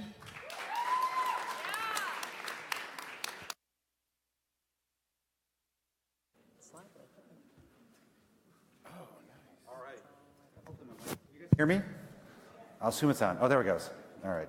I'll put that there so we don't get the crazy feedback. So I'm Mike Redding with Accenture Ventures, and I'm super excited to be here with this esteemed panel because we're here to talk a little bit about venture capitalists that are actively seeking to make investments in women-led and minority-led businesses and funds. And so we want to get to hear from them themselves, what they're looking for, how they're going about it, and why they think it gives them a competitive edge in the cutthroat universe of venture capital. But before we do that, I'd like each of the panelists to introduce themselves as people. What brought them here to the stage today? How did they get there? What was a bit of their journey? So you understand them before we dive into a little bit more of the details of their day-to-day job. So with that, Howie, why don't we kick off with you? Great. I'm Howie Diamond. I co-manage a fund called Alpha Bridge Ventures. Kind of have an unconventional path to venture capital. I was a former rock star in my 20s. Literally, I was in the music business, and I had a band, and I managed and played drums in that band, and we ended up getting signed and touring around the world and got to live my first dream of being a rock star, which is great. The band was called Low versus Diamond. We're still on Spotify. We released 1 album in 2006. Go listen to it. I'm very proud of it. Look it up, please. I will get my, $2.33 royalty check from ASCAP because of you. Thank you. So then the band ended. I wanted to do. I sort of had a lot of relationships in the music business, and I used those relationships and my experience working and managing in music to start my own music management and licensing company. It was my first startup, and I was a solo founder and ran that company for 2 years, managed artists, had a licensing division. Then hit a wall with music and wanted to do something bigger, wanted to make a larger impact, and so moved up to San Francisco in 2011. Wanted to learn the early stage tech startup game, entrench myself in the ecosystem, and really find a mentor to take me under his or her wing to show me the ropes and figure out where I could apply my skill sets to really be beneficial and also to learn. I didn't really know what I wanted to do. I just knew I wanted to be here. And so ended up finding a mentor, and he taught me about early stage tech investing. And for 4 years, I helped build a portfolio of 33 companies, worked very closely with startups, it wasn't actually a venture firm. It was an agency where we invested, advised, traded in-house services for equity, and we had an incubator arm. So it was it was a crash course in a lot of different areas.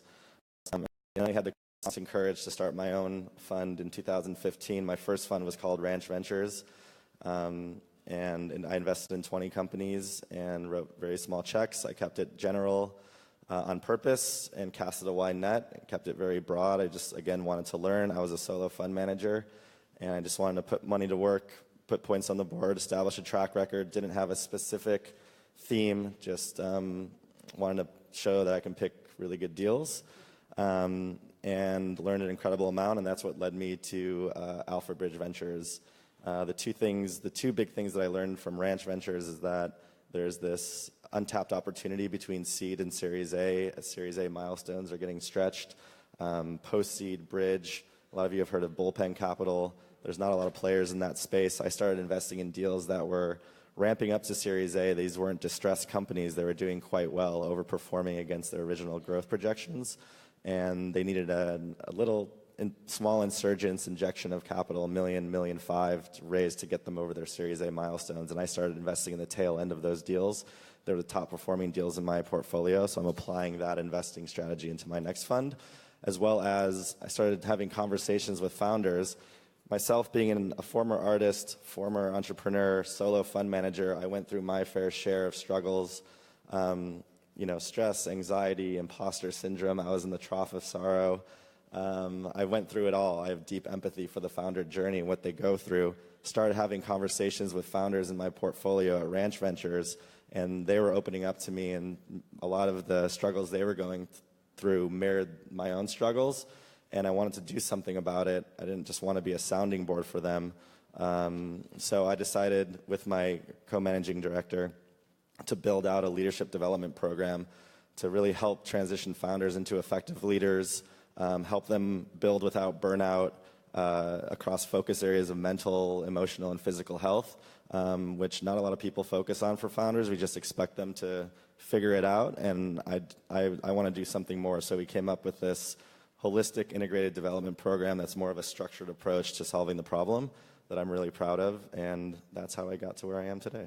All right, thanks. Christine, right, okay. Christine, a little bit about yourself, your background, how you got here today. Sure, and I do have to, since I'm wearing the shirt, so I have to say something about the shirt. So I'm just curious, because I was not a Girl Scout, and I have a brownie at home. How many people here were Girl Scouts? That's a lot of ladies. All right, you need to go tweet. It's GS NorCal Pride Day, because they're all pissed off about the Boy Scouts saying we don't need Girl Scouts anymore, because they take girls, so what's the point? Anyway, so I wore a shirt. In fact, I made a shirt with my daughter. She was very excited. So, Christine Herron, I work at Intel Capital, and I have been on both sides of the table, although not as famously as Mark Schuster has. And I am not from the West Coast. I am from South Florida, so which means I'm, kind of a hick. We hide that we're all hicks down there, but we really are. Although I think post the election, I think people now know we're actually all hicks. That is no longer hidden. Like, oh, it's just like New York. Like, no, it is not. It is absolutely not. So I came out, I moved out here actually after I'd already been in venture capital, so I have this strange experience of having been on the East Coast investor side and the West Coast investor side. They are very different. And at the time I did it on the East Coast, it was, I'm tired of sleeping on a friend's couch, I have no money, no one knows what it is, it's not cool, because this was in 1991, 92, and it was not something people did back then. So, but my mom was a data architect when, and this is sort of, we're supposed to tell our journey. So my journey is when my mother split up from my dad, she needed to go find something to do that made money as quickly as she, you do optimize. I have this long to get a job before I have no money, and what can I do that makes the most money sort of in that 12-month period, right? And she ended up being a COBOL programmer, which is not what, many ladies did in 1980. So she ended up being a COBOL programmer, sort of, fast forward some number of years, she's doing Wang VMS, fast forward some more years, and she's doing the first SQL databases, I learned Paradox because, of course, you learn Paradox when you're a kid. Sorry, dating myself. And so I sort of had this different perspective of like, of course, women have that role because they like to solve puzzles, and we're fixers. Generally, we are fixers. And if you have that attitude, that lends itself very, very well to really most of the jobs in tech. You are a fixer. You are solving a puzzle of some sort. You can be an architect, or you can be a house architect, or you could be a database designer, and you're really just pushing boxes. It's a very similar experience. So I grew up looking at that, and so I sort of had this attitude, and I continue to have this attitude of, when you come to a decision point and you're going to follow some fascination or not, making the choice that has the most branches. And so I'm going to take this branch of the tree, and it's got the most things that come off of it. So when I applied to graduate schools, I'm like, well, I don't need to go to grad school. It's not like I'm going to be a doctor. So I'm going to only apply to 2 schools that have great programs, and they're in the middle of technology centers, and they're in the middle of venture capital, because I was loving, this job I got in New York. And so I did not get into Harvard, and that's probably good. I am like way too weird. It would not have been healthy. And I went to Stanford, which was a much better fit. They like weird. And ended up staying out in California, and Lowe's is going to laugh this whole time because we know each other outside of this. Like, you don't know this.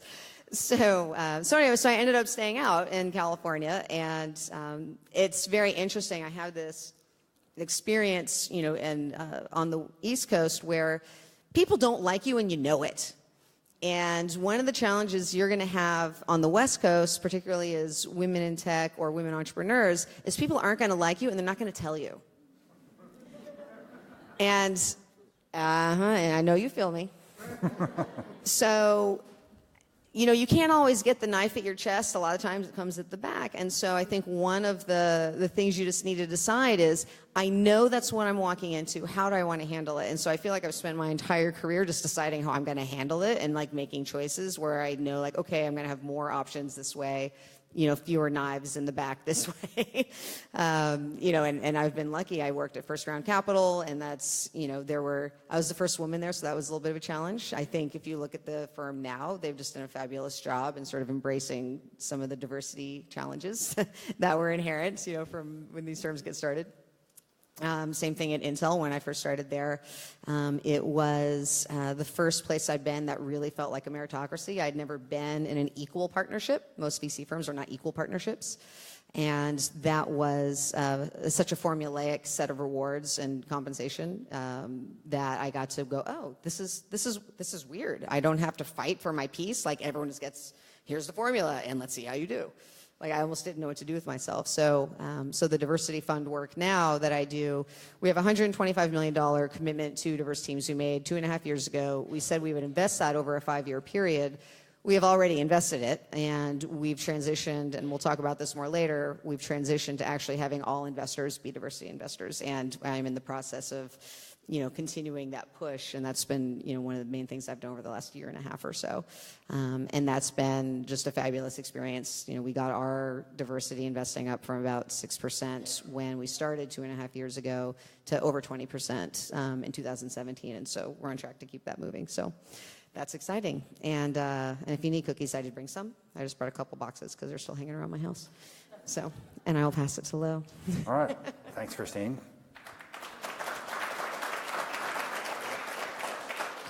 All right, Lo, please introduce yourself. Sure. My name is Lo Tony, and I definitely have a non-traditional path to venture capital. I was born in Oakland, California, so born and raised in Oakland, grew up there, had the pleasure of going to high school with Christine's boyfriend. He was the class ahead. I know, it's super funny. And I went to a historically black college on the East Coast, Hampton University. If there's any pirates in the room, probably not. Do have the Oakland thing. How many people live in Oakland? I hope there's Oaklanders here. All right, great, awesome. I now live in San Francisco, much to a lot of people's chagrin. Poser. I know. Barbara Lee gives me a lot of grief over that. So my path was to initially start my career in financial services. I really liked the financial services space. which helped because I learned how to do numbers and spreadsheets. And I went to Cal for grad school.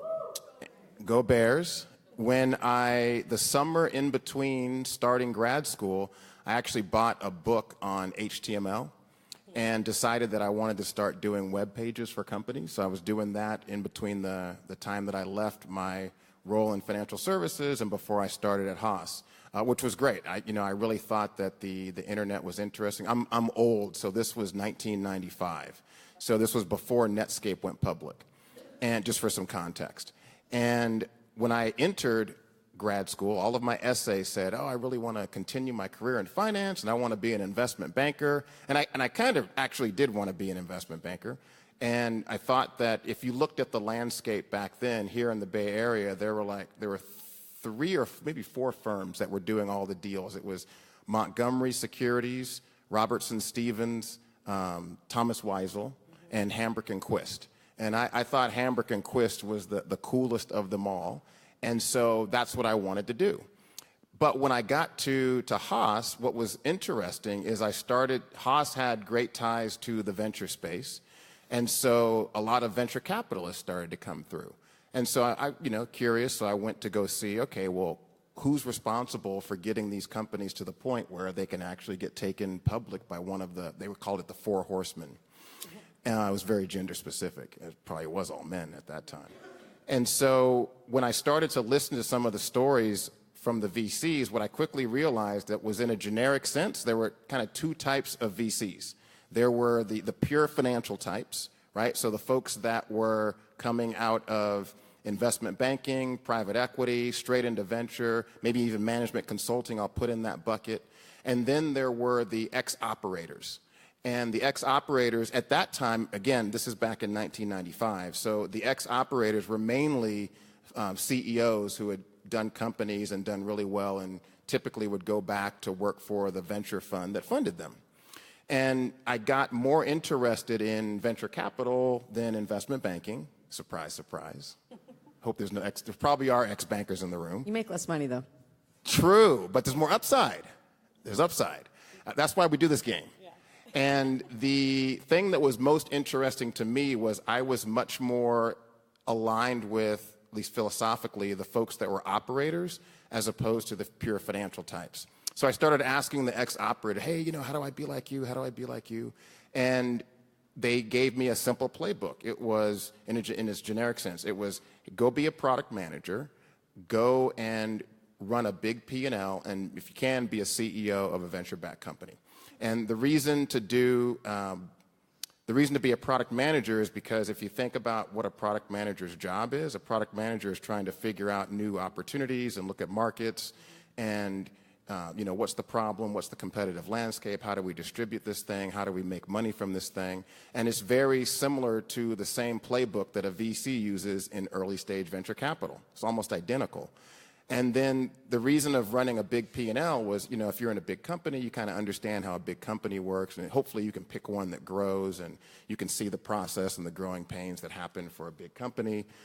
And it kind of preps you to, if you run a big P&L, it kind of preps you to be a CEO. So I was a hired gun CEO, and if you're a CEO, the benefit of that, for the most part, is you kind of understand the venture process from the other side of the table, as well as you develop a sense of empathy for the entrepreneur. And I got to tell you, it really changes the dynamics of the conversation when the entrepreneur knows that you've been in a situation where you had to make payroll and you had to do what was ever necessary to be able to keep the company going.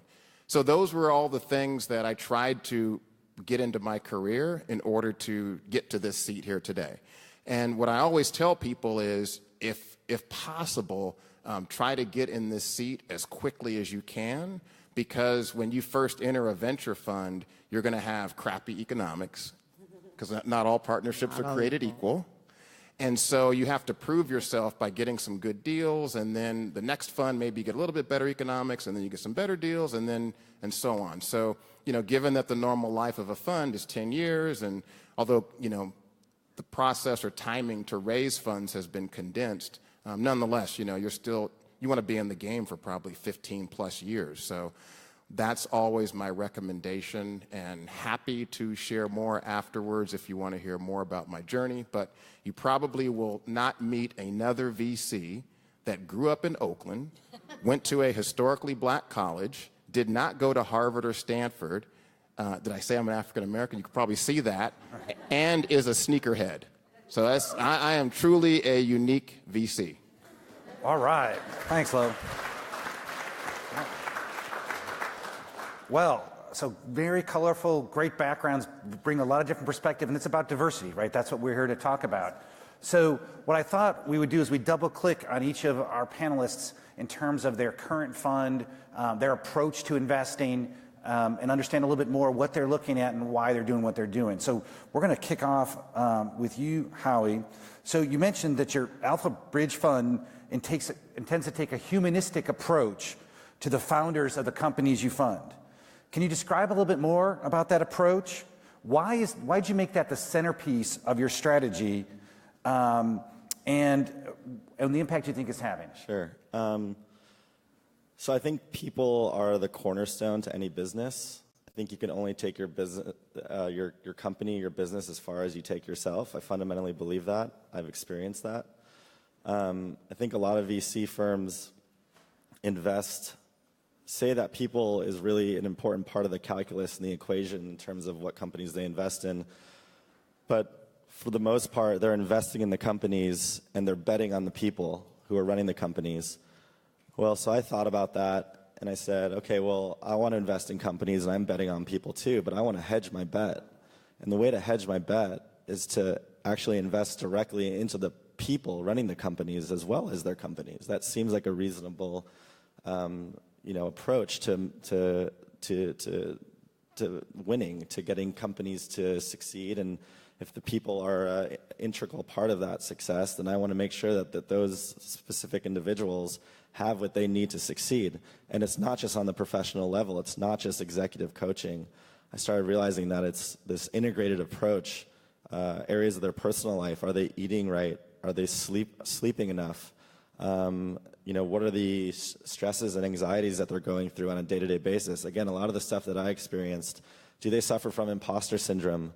Do they have self-doubt? How are the relationships in the company, right? We all know founders, it's a relationship, it's a marriage.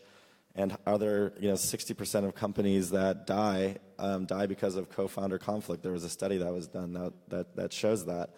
So I really thought that it was important to invest in people and to create a program that would allow us to work in a way with our founders to put the companies in the best possible position to win. And I think that I want to ask you a question. Yeah, I think the important thing is how do we actually execute against that?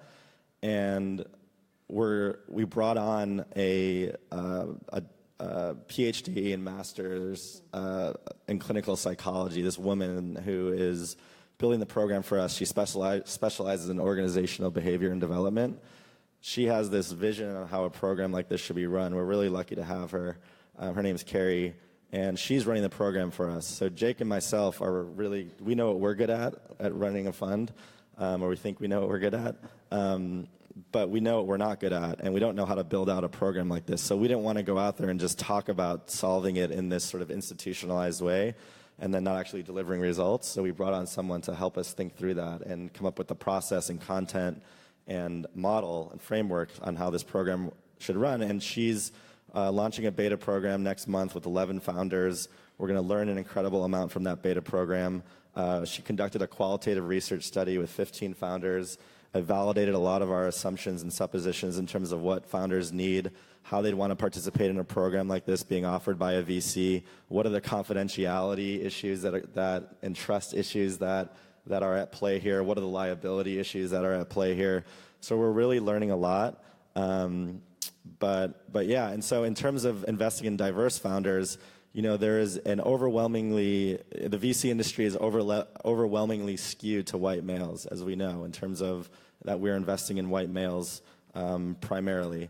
And I think that we want to fill the gaps in terms of offering this program that we have to females and minorities to help them with connections and help them with insights to level the playing field with like this skewed environment.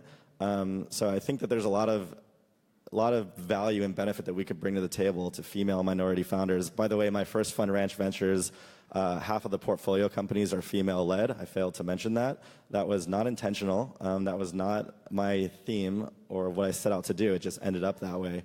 So I have a feeling in my next fund it's going to be similar, and I want to make sure that I have adequate resources that I can bring to the table for those female minority founders.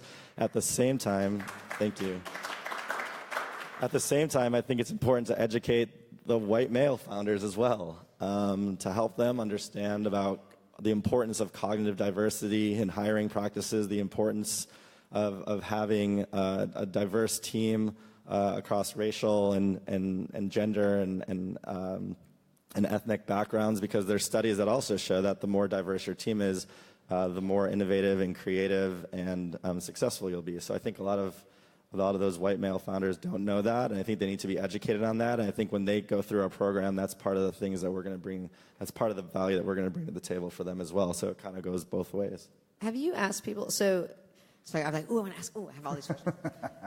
But I'm going to throw at least this one out. So one of the things that I just own when I talk about diversity is you get, in theory, better outcomes, but it takes a little longer because there's friction that's inherent in everyone not speaking the same language. And that friction is what rubs all those rough edges off of whatever you're trying to do and makes it more successful. So how do you balance what you're doing with your white male founders against sort of, everyone in Silicon Valley saying, go faster, go faster, go faster. You got to, work together. You got to be agile and speed, which is not conducive to sort of the thoughtful, frictionful process that kind of can go with the diverse team. Like, how are you balancing that? Yeah, I mean, I think that's something we're going to educate. I mean, again, this program that we have is and the beta program that we're running is to really learn how to work with. And in the beta program, we have a diverse subset of founders across racial, ethnic, gender, different stages, and so forth. So I think we're gonna take the next 3 months to really sit with them, understand how they're going to maximize the value from our program, and understand how they're going to be able to find that balance. I think is really important. So I can come back to you on an answer with that.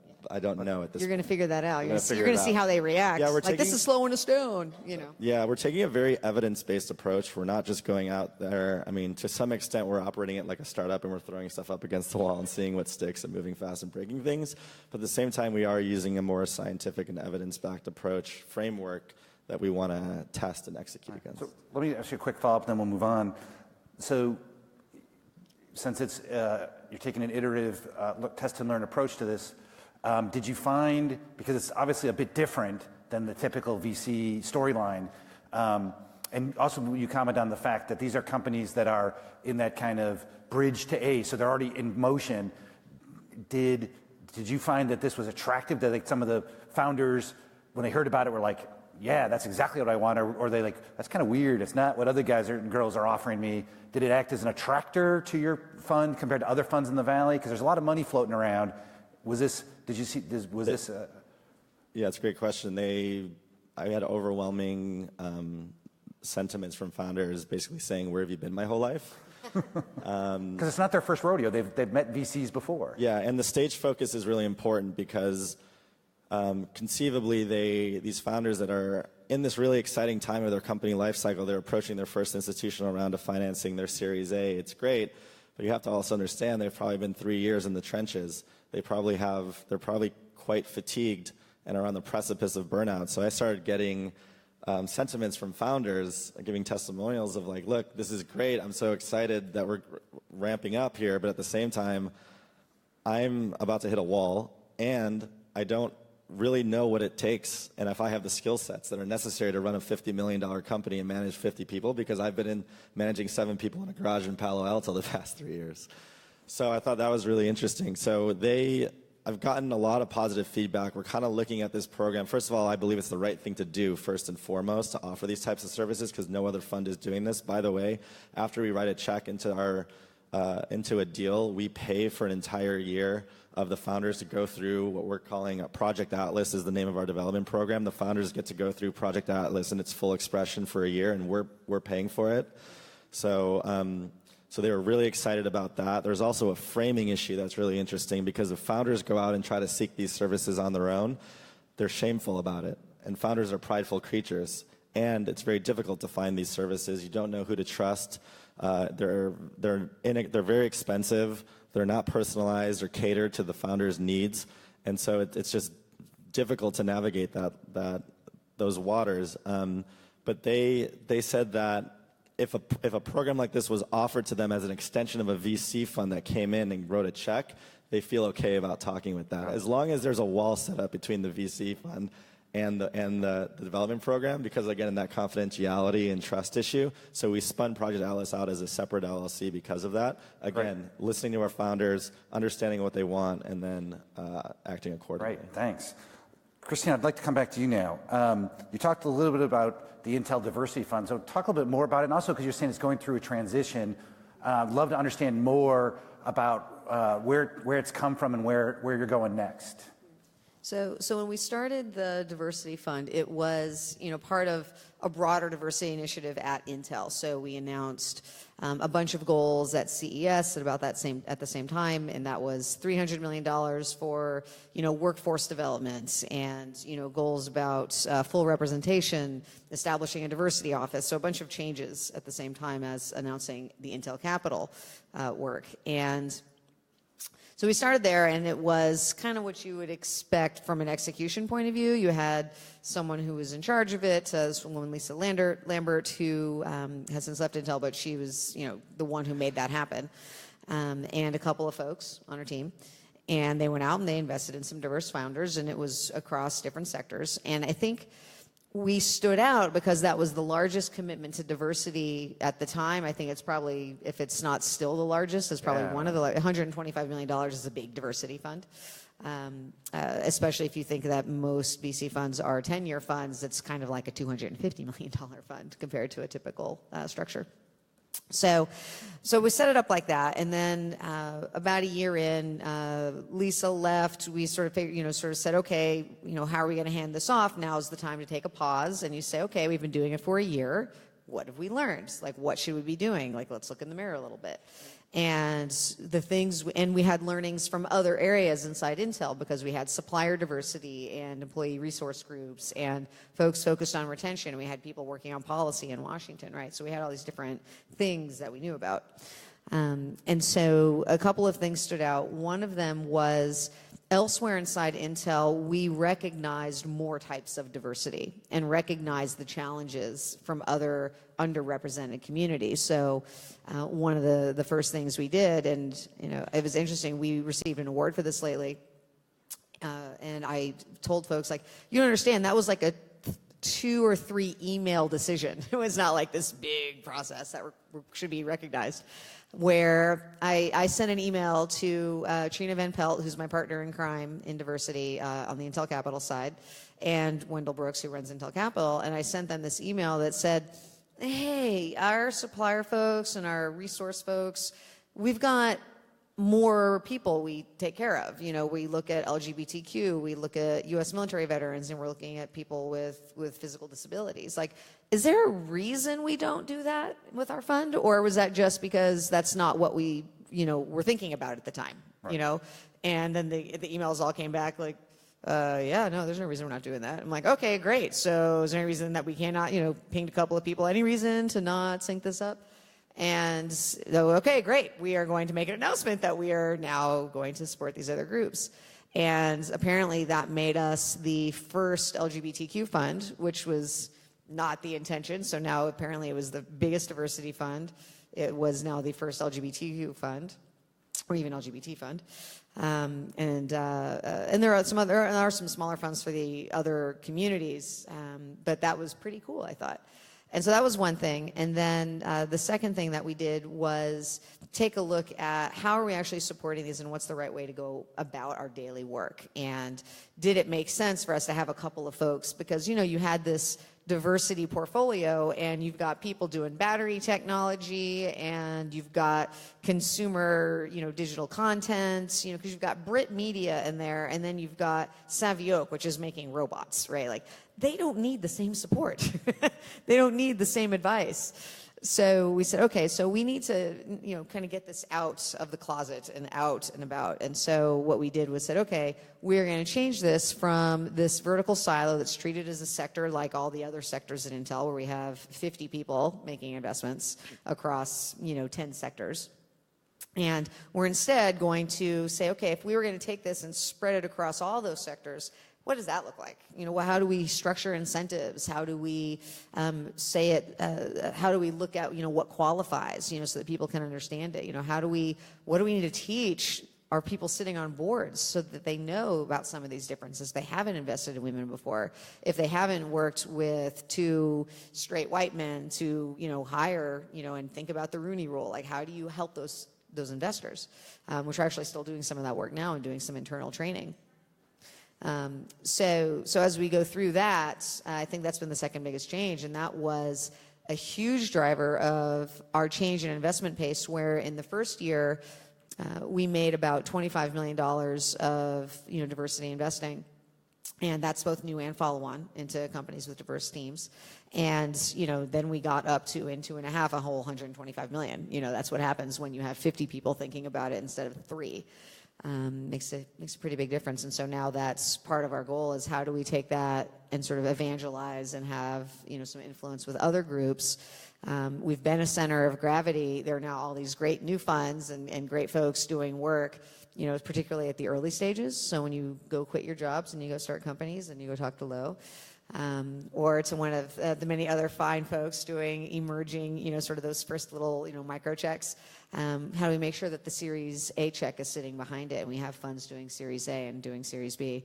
Because that's usually a problem when something gets started, is you don't have that second, that third check sitting there ready to go. So as a follow-up, and I don't want to phrase this incorrectly, but is it kind of going from a separate but equal status to more of a fully integrated program? Is that, that sounds like the direction, and is that, and as you said, it really acts as an accelerant on the broadening of diversity investing. So maybe is there any risk to of separation, and that a fund should seek that kind of integration, or? Yeah, well, and it's interesting. We were talking about this a bit backstage. So there's the whole Girl Scout thing, right, where you have Boy Scouts of America is now saying, well, that school doesn't need to make space for Girl Scouts because we take girls, right?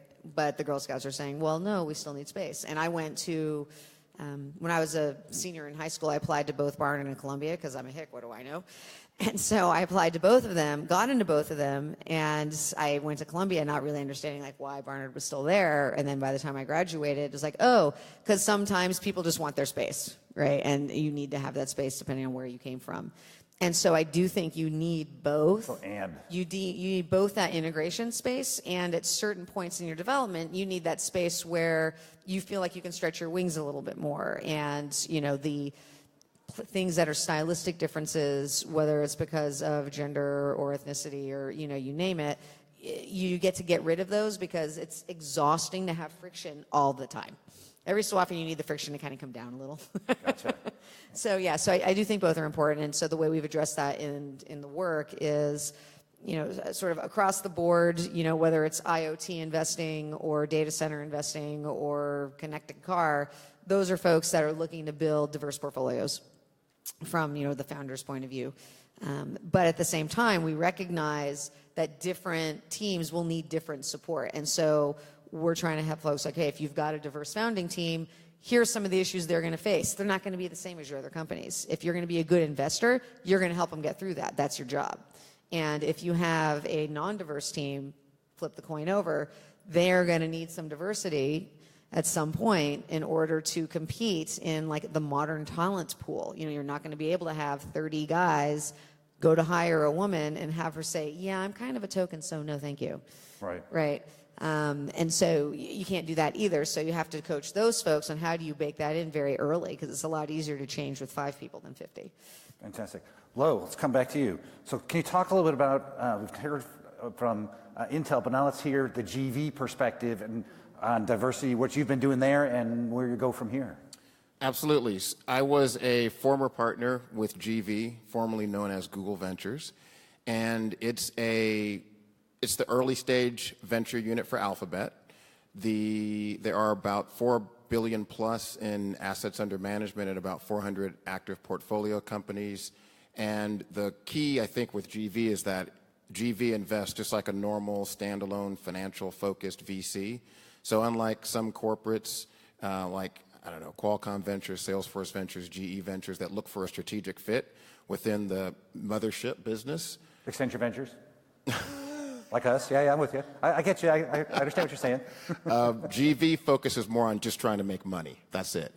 And always good. That's nothing wrong with that. Nothing wrong with that. Nothing wrong with that. So Alphabet has a lot of money, so they're trying to find places. Trying to make even more. They make more, of course. Apparently not enough. Fiduciary responsibility to shareholders. That's right. So one of the things that was interesting is Larry and Sergey, the founders, really wanted GV to get more aggressive in deploying more capital.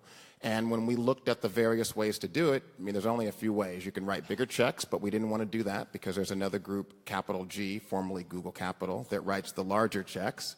Very clever names here. And you could go into other sectors to invest into. Didn't want to do that, wanted to stick to our knitting and the things that we know best. So then it becomes a top of funnel issue. How do you identify more companies where you can write the same size checks? For GV, that's 5 million to about 25 million, and in the same quality of companies, in the same sectors. And one of the things that we looked at were, where are the leverage points that we could identify to be able to provide us with access to more deal flow? When we looked at the different places we get deal flow, our current ex-entrepreneurs, Googlers, current Zooglers, as well as other VCs that are downstream, upstream, same stage. What we really saw was the explosive growth in the seed stage, and we realized that we needed to develop more relationships. And one thought that we had was, wow, you know, if you look at the composition of the partnerships of these early stage funds, we're seeing much more diversity. Like you see way more diversity in the seed stage funds than you do at the, you know, Excels, Benchmark, Sequoias, or even the GVs of the world. And in fact, Samir from First Republic Bank did a study once, maybe it's 2016 or something, maybe 2015. And he saw that 50% of the partners at seed stage funds were people of color and about 20% were women. So that's where you see the diversity. And so our thought was, wow, you know, if we partner with some of these seed stage funds, we can identify differentiated deal flow, number one. And number two, and this really plays in at the seed stage, when you have a woman or a person of color, they will often have a different lens to see opportunities that other folks might miss until the numbers are super compelling, right? Anyone can look at something with crazy numbers and, oh, wow, that's a great deal. And so we did that at GV, and it worked for us. And that inspired me to do Plexo Capital. So I've spun out, and Plexo Capital focuses on similar strategies. So it's a hybrid, investing both as an LP into funds led by a woman or a person of color, plus doing direct deals that we source from the portfolios of GPs where we have an LP stake. And I believe very much in identifying different networks as a way to improve your diversity numbers across the board. I mean, this could be a conversation around hiring at a big company. And so when you think about how do you find most of your employees, you get them through referrals.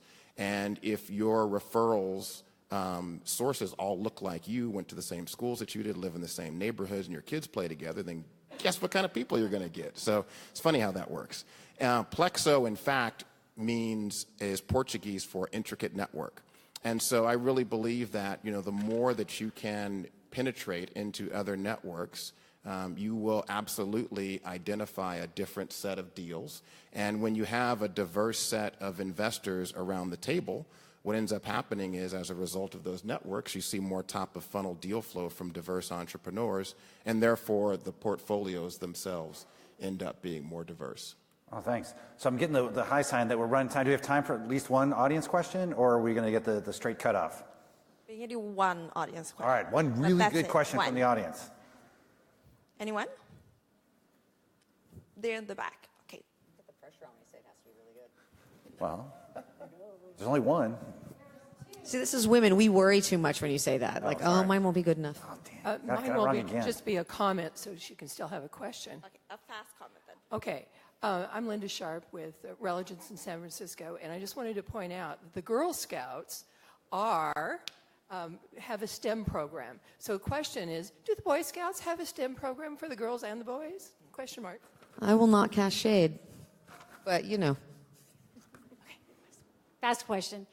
So it's really great to hear all the conversations around diversity, but I'd like to hear more about the problems facing those of us over 50 and what's happening with the age discrimination. I'll touch it. Yeah. And it's interesting. So we've done, and this has been internal. This has not been something we've done, sort of in the community. A series of sort of internal explorations around intersectionality.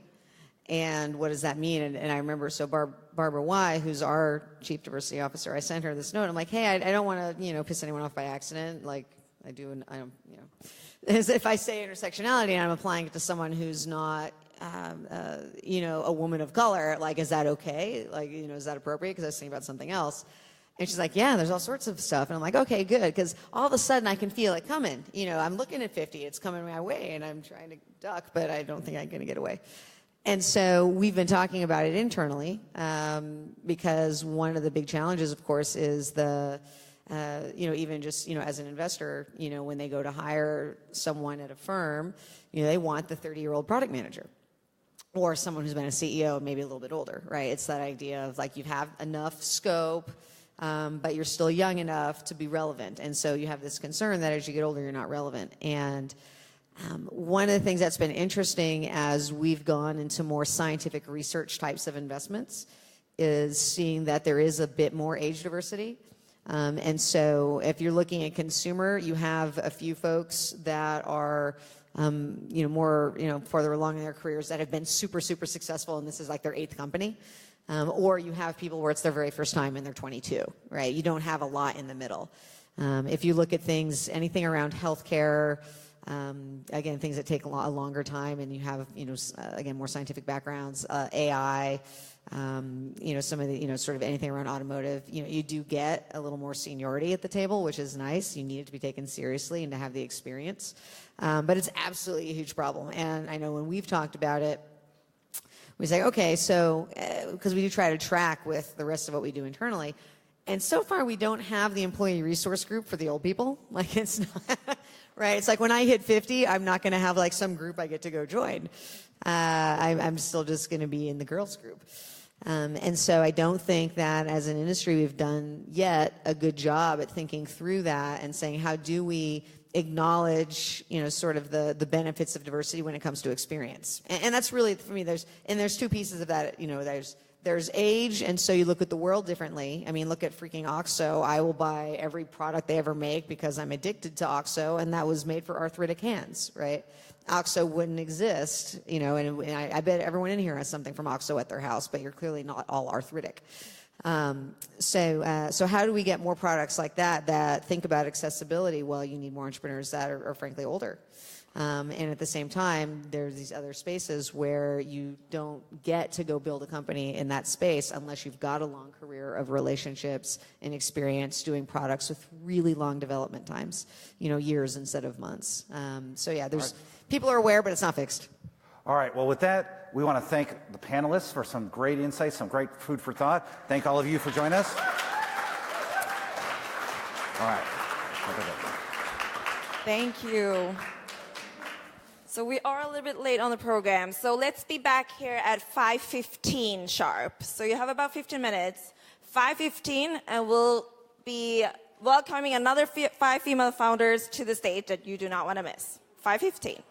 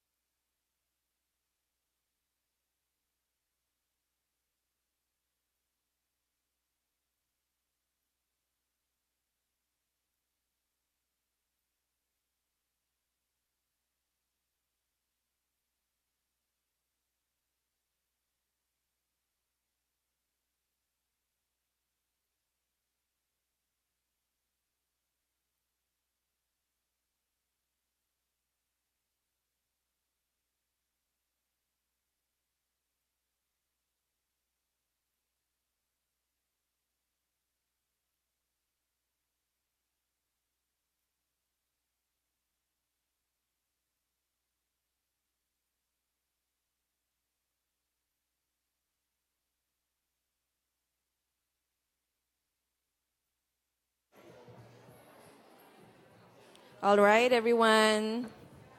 Please take a seat.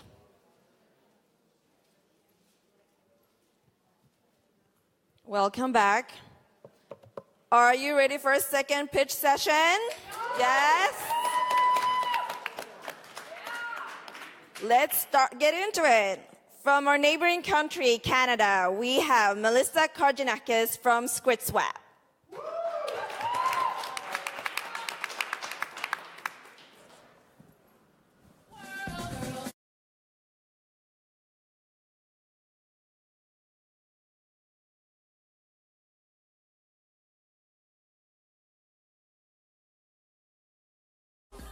Any other Canadians here?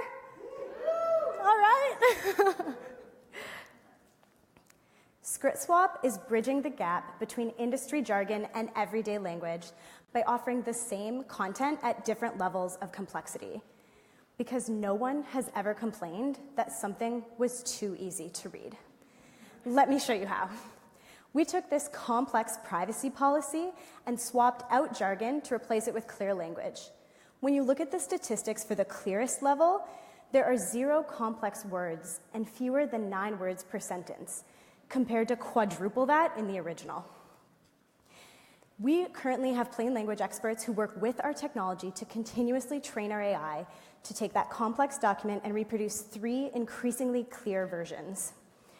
We focus on document types to be able to cross-cut industry, so looking at the common characteristics we see across many different organizations. We sell to both enterprise and plain language experts.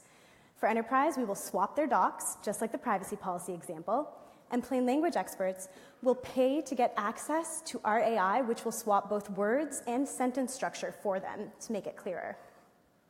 When you look at market potential, enterprise can use our technology both externally and internally. Externally for customer-facing documents like a mortgage, or internally for compliance and regulation. Externally, they could pull from digital marketing budgets in excess of $170 billion globally, and for internal applications, staff training, which is $130 billion globally. Now, the plain language expert market is about $250 million globally, and they're going to pay us every month on a subscription basis to get access to our platform. There are many reasons why plain language is so important. Even for smaller companies with fewer than 100 employees, they can lose $500,000 every year due to complex internal communications. And literacy statistics are staggering. Half of Canadian and American adults are considered low literate. This means they can read, but not well enough to read a food label, fill out an online job application, or in the case of my uncle, who is a successful small business owner, but struggles to read children's books to his grandkids. And in all of our major geographies, Europe, the US, and Canada, there's already plain language legislation or accessibility legislation, and we're going to see more regulations to come. Moreover, plain writing can make money. The state of Washington rewrote a tax letter in 2003 to make it more clear, and then their citizens voluntarily gave the state an additional $2 million in 1 year. So for every 1 penny that they spent to make that letter clearer, the state made $1. 100 times ROI. And plain language is also a life or death issue. In 2007, the University of Northwestern found that older adults with inadequate health literacy had a 50% higher mortality rate than those with adequate reading skills. It is clear that solving low literacy is both profitable and urgent, and we are the team to do it. I have a Master's of Health Information Science and have been internationally recognized by Her Majesty Queen Elizabeth II. Previously, I was a research director overseeing 120 physicians at 4 different institutions. Darren has written natural language processing algorithms for Canadian startups that have had successful exits and holds multiple patents. And Chris is a full-stack developer who has made architecture that can quickly onboard millions of users for companies like Verizon. Now, when we hire those plain language experts to work on those enterprise documents, they tend to already have their own agencies, like Enclair, which is 3 plain language experts out of Montreal that gives us capacity both in English and in French. And the University of Toronto is our R&D partner. So in closing, kids today can't believe that we used to go to a physical library to find answers to our questions. And kids tomorrow won't believe that answers online used to only be available at one level of complexity. ScriptSwap is making information accessible for anyone and bridging the gap between industry jargon and everyday language. Our overall market is in excess of $480 billion. Revenue from all sources is up 6 times compared to last fiscal, and we are now Silicon Valley venture capital backed by Adam Draper. We are the team with the experience, the expertise, and the mission-driven passion to make any information available at any reading level. Join us.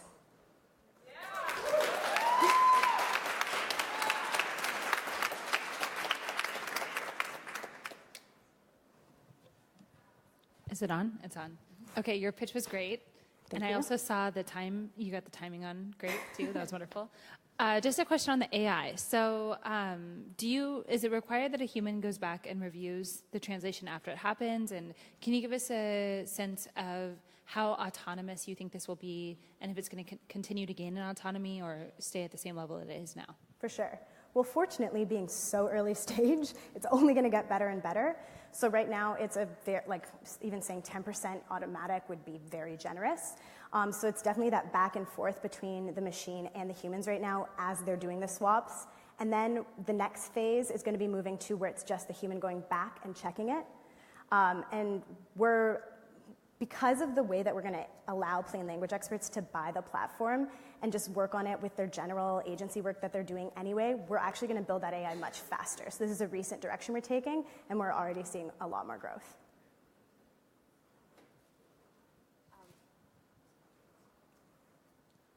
I was maybe a little confused earlier on around who actually pays for this when you say language experts, but also, so what's their use case? And then enterprises, I'm assuming just to simplify documents for employees and customers, but what is the language expert?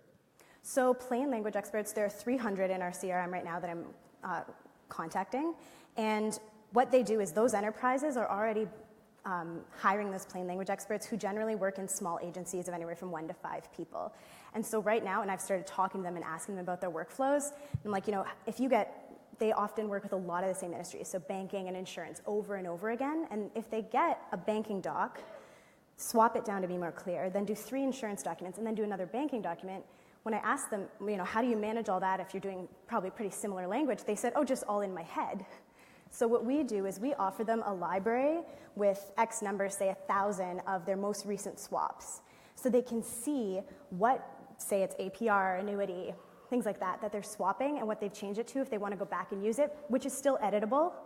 And then they'll also be able to favorite some of them, and that's their personalized version of auto-swapping. So not only do they get access to the overall AI, but they also get their customized version, which is really important for them to improve their profit margins.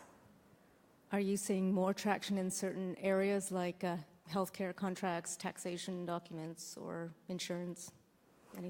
Being Canadian, healthcare is really tricky, actually, unfortunately. So with the single payer, it's not really happening. Interest, yes, but actual money, no. So we are revenue generating already. Our first project was a financial literacy project.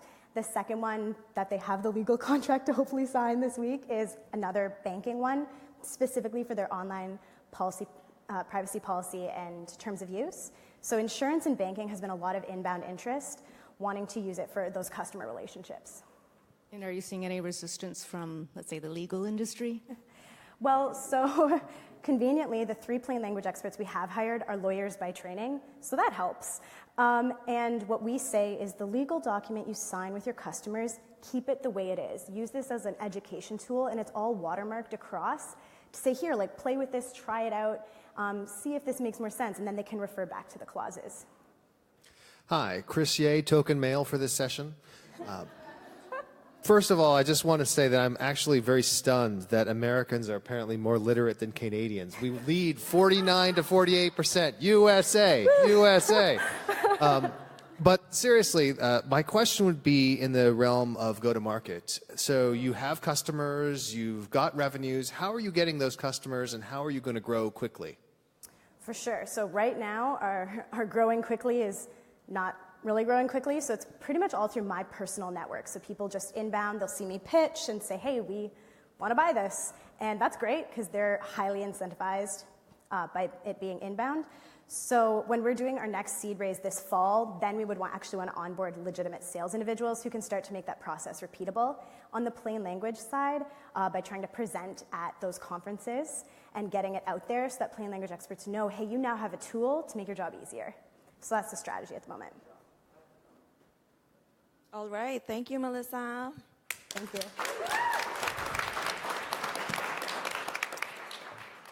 Here to improve the customer experience of enterprise businesses. Let's give it up for Ravina Muta of Enterprise Bot.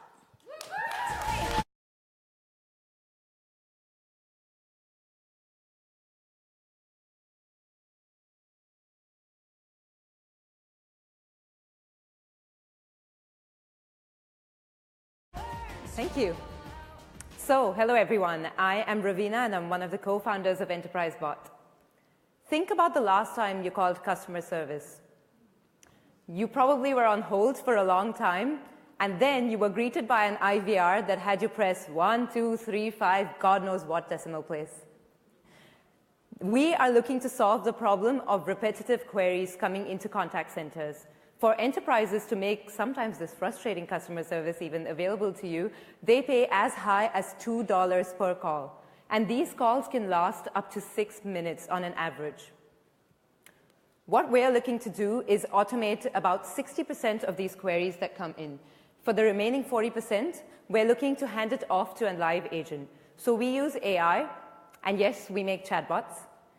That's something you probably don't want to hear because chatbots are a little done to death, but we do things differently. So what we have done is we have introduced the world's first chat logs to chatbot platform, which means that when a company has an existing human chat system or a CRM, we're able to take that data and we're able to autonomously cluster this. So as an enterprise, all you need to do is give us that data, upload it in a simple CSV format, and let our AI do the magic for you. There are a lot of chatbot players out there. So there's systems that are the regular non-AI, very beautiful conversational interfaces such as ChatFuel, such as Core. And then there's the likes of IBM and Nuance and the others. What makes it different for us is that we're able to cut down the time to actually create these chatbots and the manual effort that actually goes behind this AI. This is not something that we're just talking about, but we've partnered with global brands such as Generali, an insurance company. We have the Stock Exchange of Switzerland, SIX. We're also working with PwC, for example. So this is something where these companies have been able to really benefit from our technology. Our business model is very simple. It's a subscription-based SaaS model. In terms of our market validation, I think this is the biggest testament to our growth. We've been around only for about a year, and we've been able to get revenues of close to 400,000. This is a huge market. So the chatbot market is going to be close to 1.25 billion, according to some research. That is about 25% of annual market growth. In terms of our fundraising, we're looking to raise a seed round of 2.5 million, and this is really to grow our traction and be able to reach our target of annual recurring revenue of 2.5 million. So we believe that each enterprise will have their own personal customer service assistant in the next decade or so, and we invite you to be a part of this revolution. Thank you.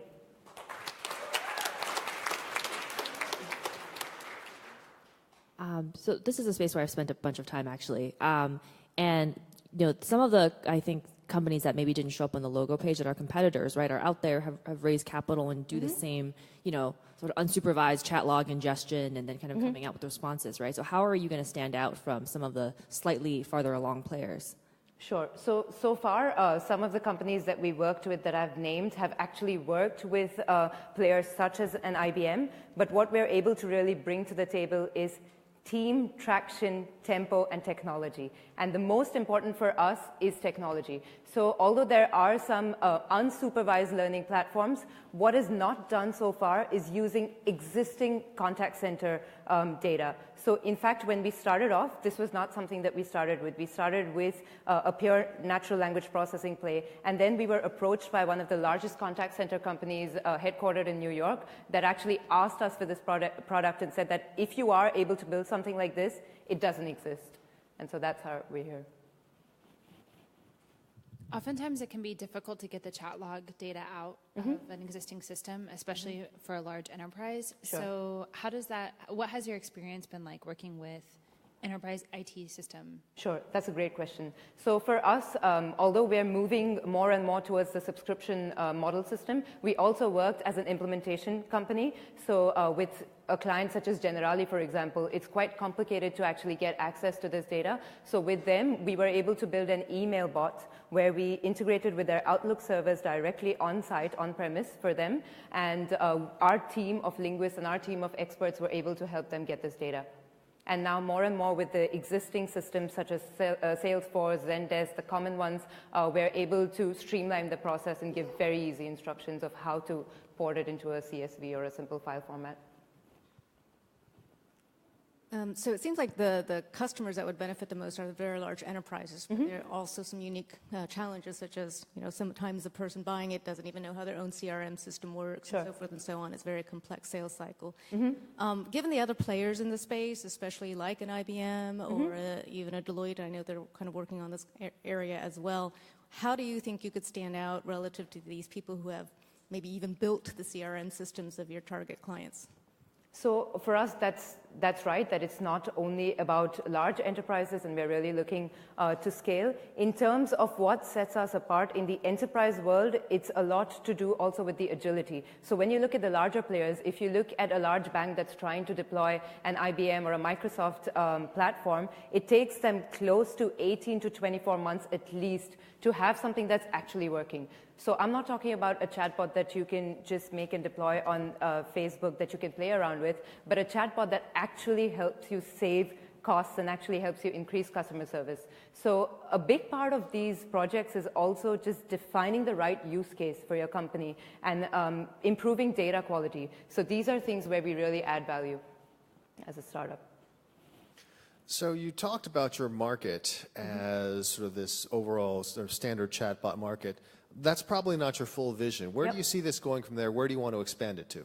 Absolutely, that's right. So for us, we're looking into, so we are focused on natural language processing. So we mainly work in Europe, and we have very strong NLP in German, Dutch, French, Italian, and English. And we don't use just translate features off of Google or existing libraries, but this is something that we've built from scratch.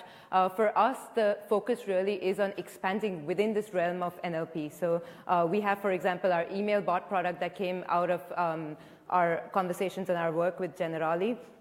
We also have a Mia assistant product, which is going to be the world's first assistant bot that helps with German scheduling, for example. So our vision is really much bigger than a chatbot, and we're not really one of those traditional chatbot companies. We do a lot more than just that.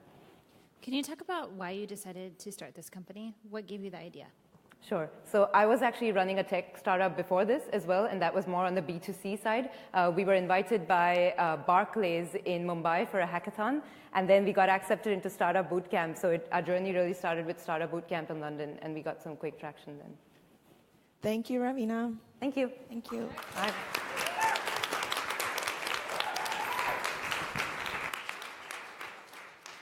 On a mission to increase corporate diversity, give a warm welcome to Yumi Alyssa Kimura from Lead for Career.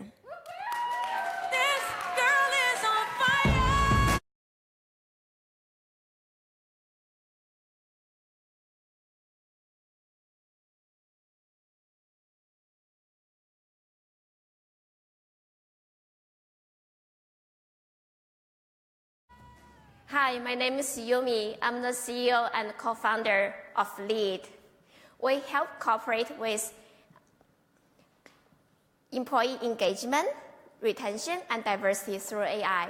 I had a relative successful career in Asia and America.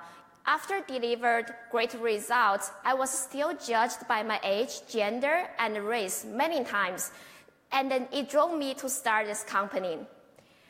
My own experience has opened my eyes to the fact that each year American companies lose $500 billion due to the low employee retention and diversity. About 80% of the employees, especially the millennials, will quit their job if the HR assessment leads to career frustration. Only 1/3 of employees are engaged with their job. That means 2/3 are not, and they're wasting company money. To replace the employee, it costs $240K average. And then in some states, the diversity training are mandatory by law. However, the data for the training is biased and it does not deliver any result. We're the only company that focuses on employee retention and diversity in leadership promotion. This is how we do it. So we focus on project-based mentorship matching. And then we provide the discussion board features that help people to have the feedback from career, and also we monitor different things to provide the unconscious bias and diversity report. We use 3 sets of data. First, our own platform lead. Second, employee social media data. And third, the company internal distribution channel such as Jira and the communication channel as Slack. And then we use natural language processing and machine learning to do 2 things. One is matching mentor and mentees internally and externally, and then discover unconscious bias and diversity level. Our solution can help companies to reduce the labor cost, turnover rate, and also minimizing the legal liability for various lawsuits and maintain the high quality employees. We care about employees' privacy. Each employee will see our data, while the companies only can see the anonymized chart on the team level. They can see what employee care about, and then what's diversity level, what's the unconscious bias, and they can also see the retention rate, engagement, and also the dollar amount they saved.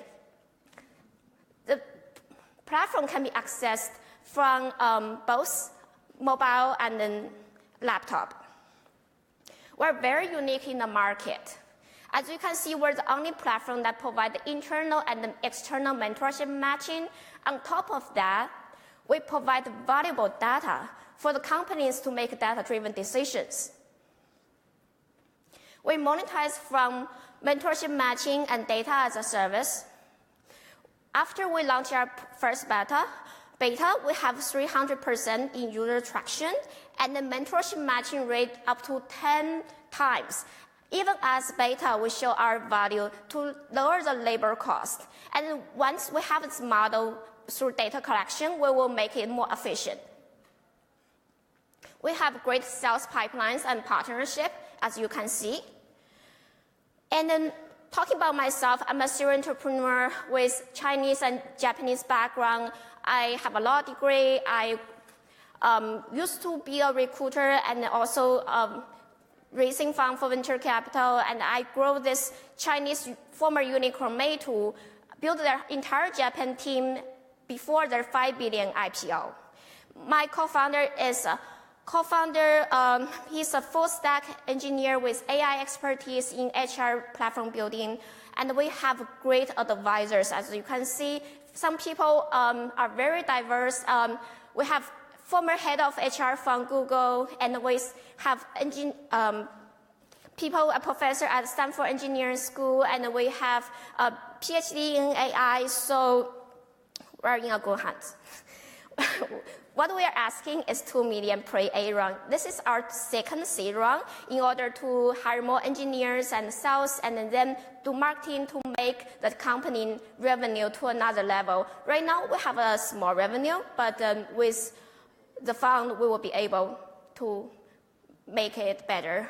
So for the audience here, please go to www.leadforcareer.com to pre-sign up, because individual can sign up for free as well. Thank you.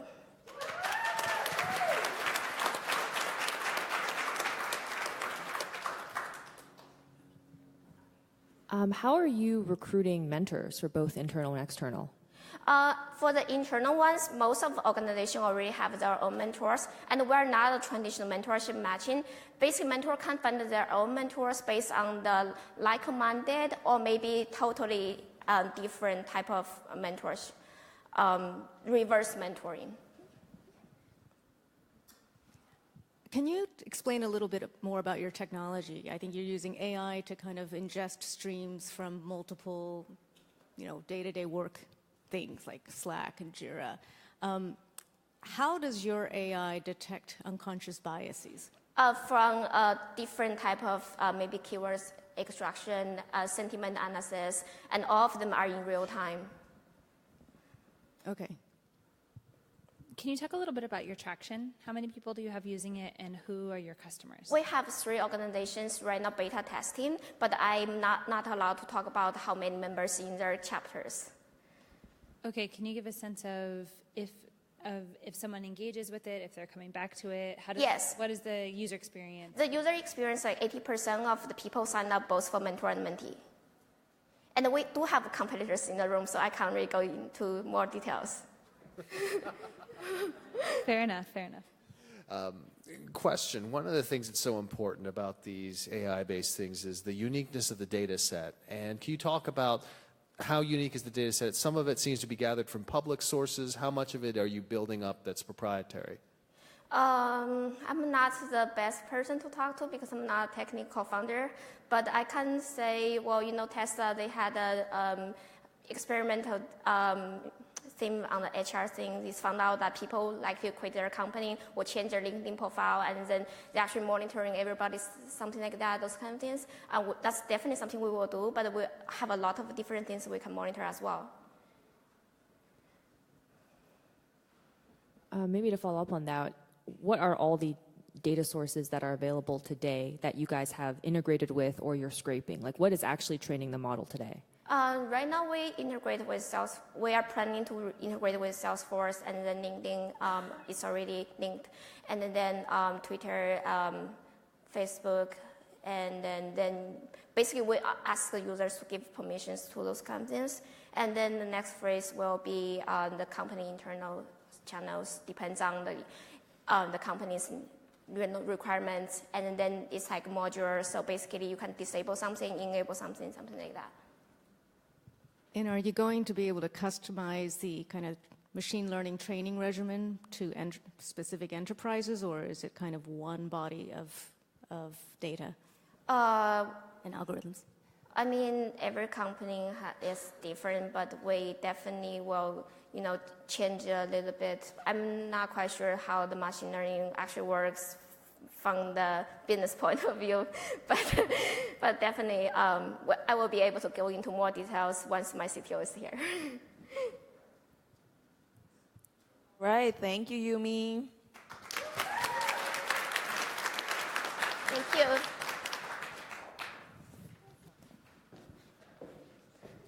Here today from Southern California, let's give it up for Chelsea Lee of Shipsy.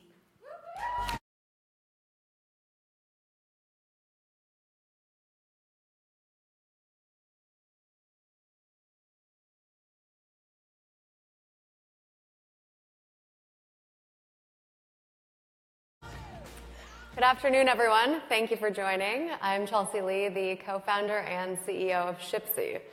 So normally I would start off telling you about my 15 years in retail or writing code or building enterprise SaaS teams, but I thought today I'd give you an example of something that's very relevant today.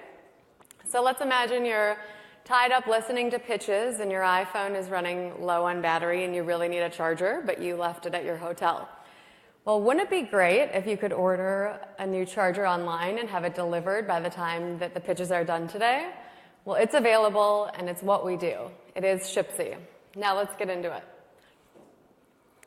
So the problem. Now, before I tell you all of the details about what we're doing and spew my fancy deck at you, I want to preface it with saying that we don't own cars or warehouses or any merchandise. We draft off of successful e-commerce businesses, draft off of successful last-mile delivery partners, and also plug into the oracles of the world. So every brand and retailer alike is trying to figure out how to survive in today's turbulent retail market. It's no surprise that consumers want this instant gratification and it's not going anywhere. So we wanted to know, what do consumers want now? So we asked the market. As you can see, it's a plunger, a book on business. It's footwear, apparel, accessories, furniture, and just about everything in between. We have learned that it is absolutely everything. How much does this equate to? So in 2016 alone, there's over $32 billion left in shopping cart abandonment because people could not get things fast enough. So this is taken out of a larger pool of $181 billion of shopping cart abandonment because my boss came around the corner or my phone rang or someone came to my door. This $32 billion is what we use for brands and retailers and why they are so excited to start working with us. So what is the solution? The solution is now commerce by Shipsy. So what this looks like is you'll see you go onto any brand or retailer's website, just like you normally would, your favorite brands. Our API integrates directly into that e-commerce platform and gives the end consumer an additional option at checkout for them to receive their merchandise within an hour or less. So you'll see at the option here, it's always going to be by a specific time, and you'll always see the exact price of that. And what we found is that it's often less than the overnight option, and we can pull specific levers on the back end to make it always less than the overnight option. We partner and wrangle and aggregate all of the last mile delivery partners, such as Uber Rush, Lyft, Postmates, and a handful of others, and give the consumer that option to receive their merchandise within an hour or less. So taking a look at the competition, first off, we haven't seen anyone doing what we're doing. There's a lot of Band-Aid solutions out there. I'll use the example of Target and Shipt. So about a month ago, 8 of Target's executives were in LA and asked us for a meeting. Well, I'm from Minneapolis. I knew that Target had acquired Shipt for $550 million in the fall of last year, giving their consumers an option to receive their merchandise same day. So I thought, well, what do they want with us? But what we found in that meeting is that their consumers have to have a subscription to Shipt in order to receive their merchandise. So they don't have an option to receive it same day, let alone within an hour, unless they're subscribing to that. In addition, Shipt is a driving network and an app, just like Uber and Postmates, so we can plug that into our API as well. And with that, we can increase their merchandise and geographic coverage by about 70%.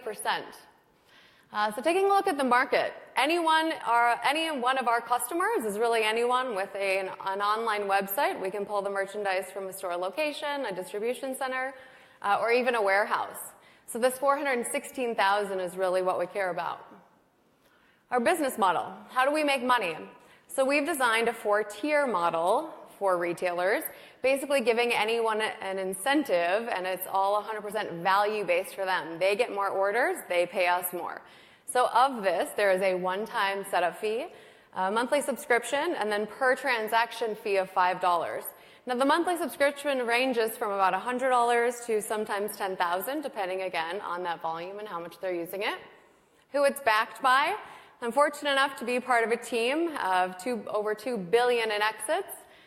You can read about our profile. Right now, we're raising 1.5 at a 5 cap in convertible notes. The first 350 we brought in by the founders. So for us, it's really now or never. We have far higher demand right now than we can possibly support. On the top line, you'll see our current partners of Oracle, Shopify, Postmates, and a handful of others. We're in the early stages. Join us as we revolutionize the on-demand e-commerce market. Thank you.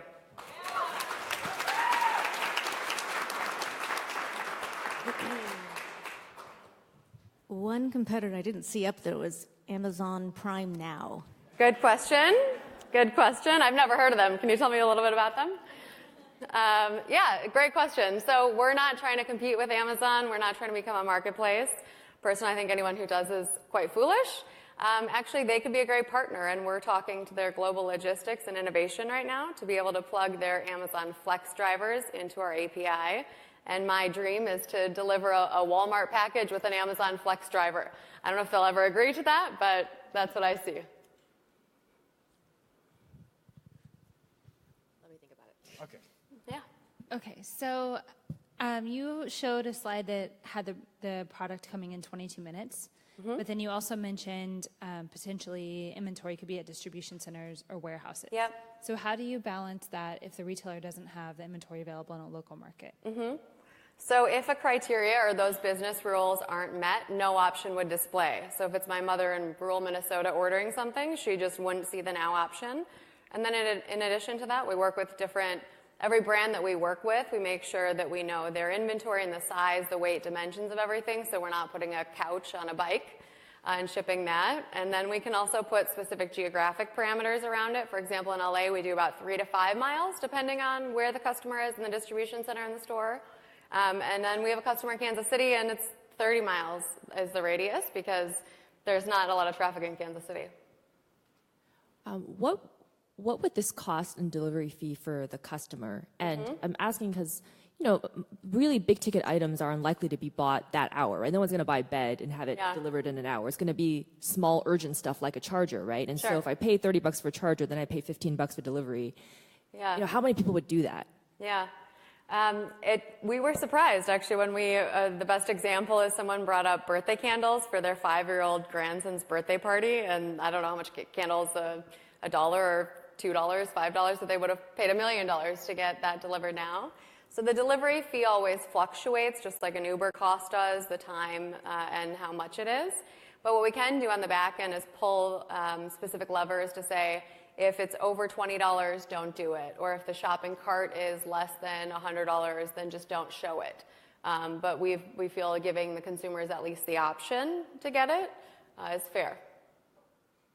A couple of economic questions. Yeah. I guess the first one, just thinking about pulling levers in the background to make sure the options are shown at certain levels. If there is any subsidization, does SHPSI pay the subsidization or do the retailers pay the subsidization? Yeah, can you give me an example of that? Like if something happens and... So for example, you said we need to make sure that it always appears to be less than priority mail. Priority mail is a certain amount. The actual cost of doing so would be 2 times that, but we're going to show it as 0.75 times that in order to facilitate the threat. Do you do that? Yes. So the algorithm on the back end doesn't even give the option to the end consumer unless all of that criteria is met and an available driver has confirmed that they're available for an immediate delivery. So we can set clear expectations for the consumer and the retailer because we're white labeled and in the background, so we would never want to disrupt the relationship between the consumer and the retailer. And then in addition to that, on the order confirmation, there's a customer service that gets routed to SHPSI, and then there's also a tracking so they can see where the car is to alleviate some of that customer feedback. One follow-up question. So did I hear correctly that you charge the retailer $5 per transaction? Yep. And so that eats away the margin for a lot of small ticket items, right? So is there also like a minimum order size that you would offer this through? Otherwise, they're just going to lose money on every transaction, right? Sure. It's actually top and bottom line return for the retailer because they don't pay for freight because the consumer sees that it's $9, so that becomes a pass-through cost, and it's a sort of a confusing, weird pass-through model, but really it's the only way that everyone is faster, better, stronger, makes more money in that equation. So the retailer, the average freight cost is about $12 to send a package, so they're only paying us that $5 because the consumer sees it's $9, pays the retailer, and then they reimburse us for that at the end of the month. But that's assuming that they are shipping one of the item versus in bulk. Right? Yeah. Okay. Yeah, but it's an immediate order, so it's probably not going to be something giant. So you mentioned a lot of these kind of algorithms that won't have the option appear unless certain criteria are met. When you kind of put the number of the pain point, the $1 billion worth of commerce that is not done because things are left in the shopping cart, is that using the same kind of winnowing criteria? Because I think what we're getting to is a very specific use case in which this actually even pops up as an option. Oops, I'm being asked to stop. So, go for it. Yeah, it's really by specific markets. I mean, there's a lot of retail stores, and we're targeting and clustering last mile delivery partners, retailer requests, and then wherever the delivery is. Yeah. Thank you, Chelsea. Thank you. Thank you.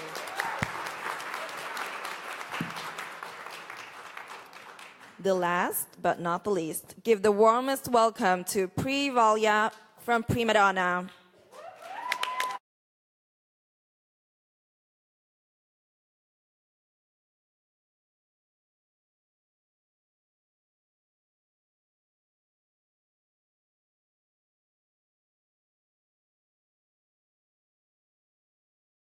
All right, guys, you ready for this? Last one. I'm Pri Walia. I'm the CEO of Prima Donna. So meet Grace. Grace is 18. She's a dynamic girl. She sends around 30 snaps a day and loves spending time with her best friend. And Grace loves to express herself creatively, whether through dance, music, or art. In fact, Grace and our Prima Donna's favorite way to express themselves is through nail art, nail decoration. It's a way for them to feel polished and chic. Nails can change from week to week or even day to day. But the current methods for our prima donnas to get a customized instant manicure are analog. Going to nail salons is convenient and expensive, especially for a younger demographic. And doing it yourself can lead to disastrous results. We looked for a better solution. We couldn't find it. So we invented the NailBot. The NailBot prints custom instant nail art directly onto your fingernails using your smartphone. So this is how the NailBot works. First, you prep your nail.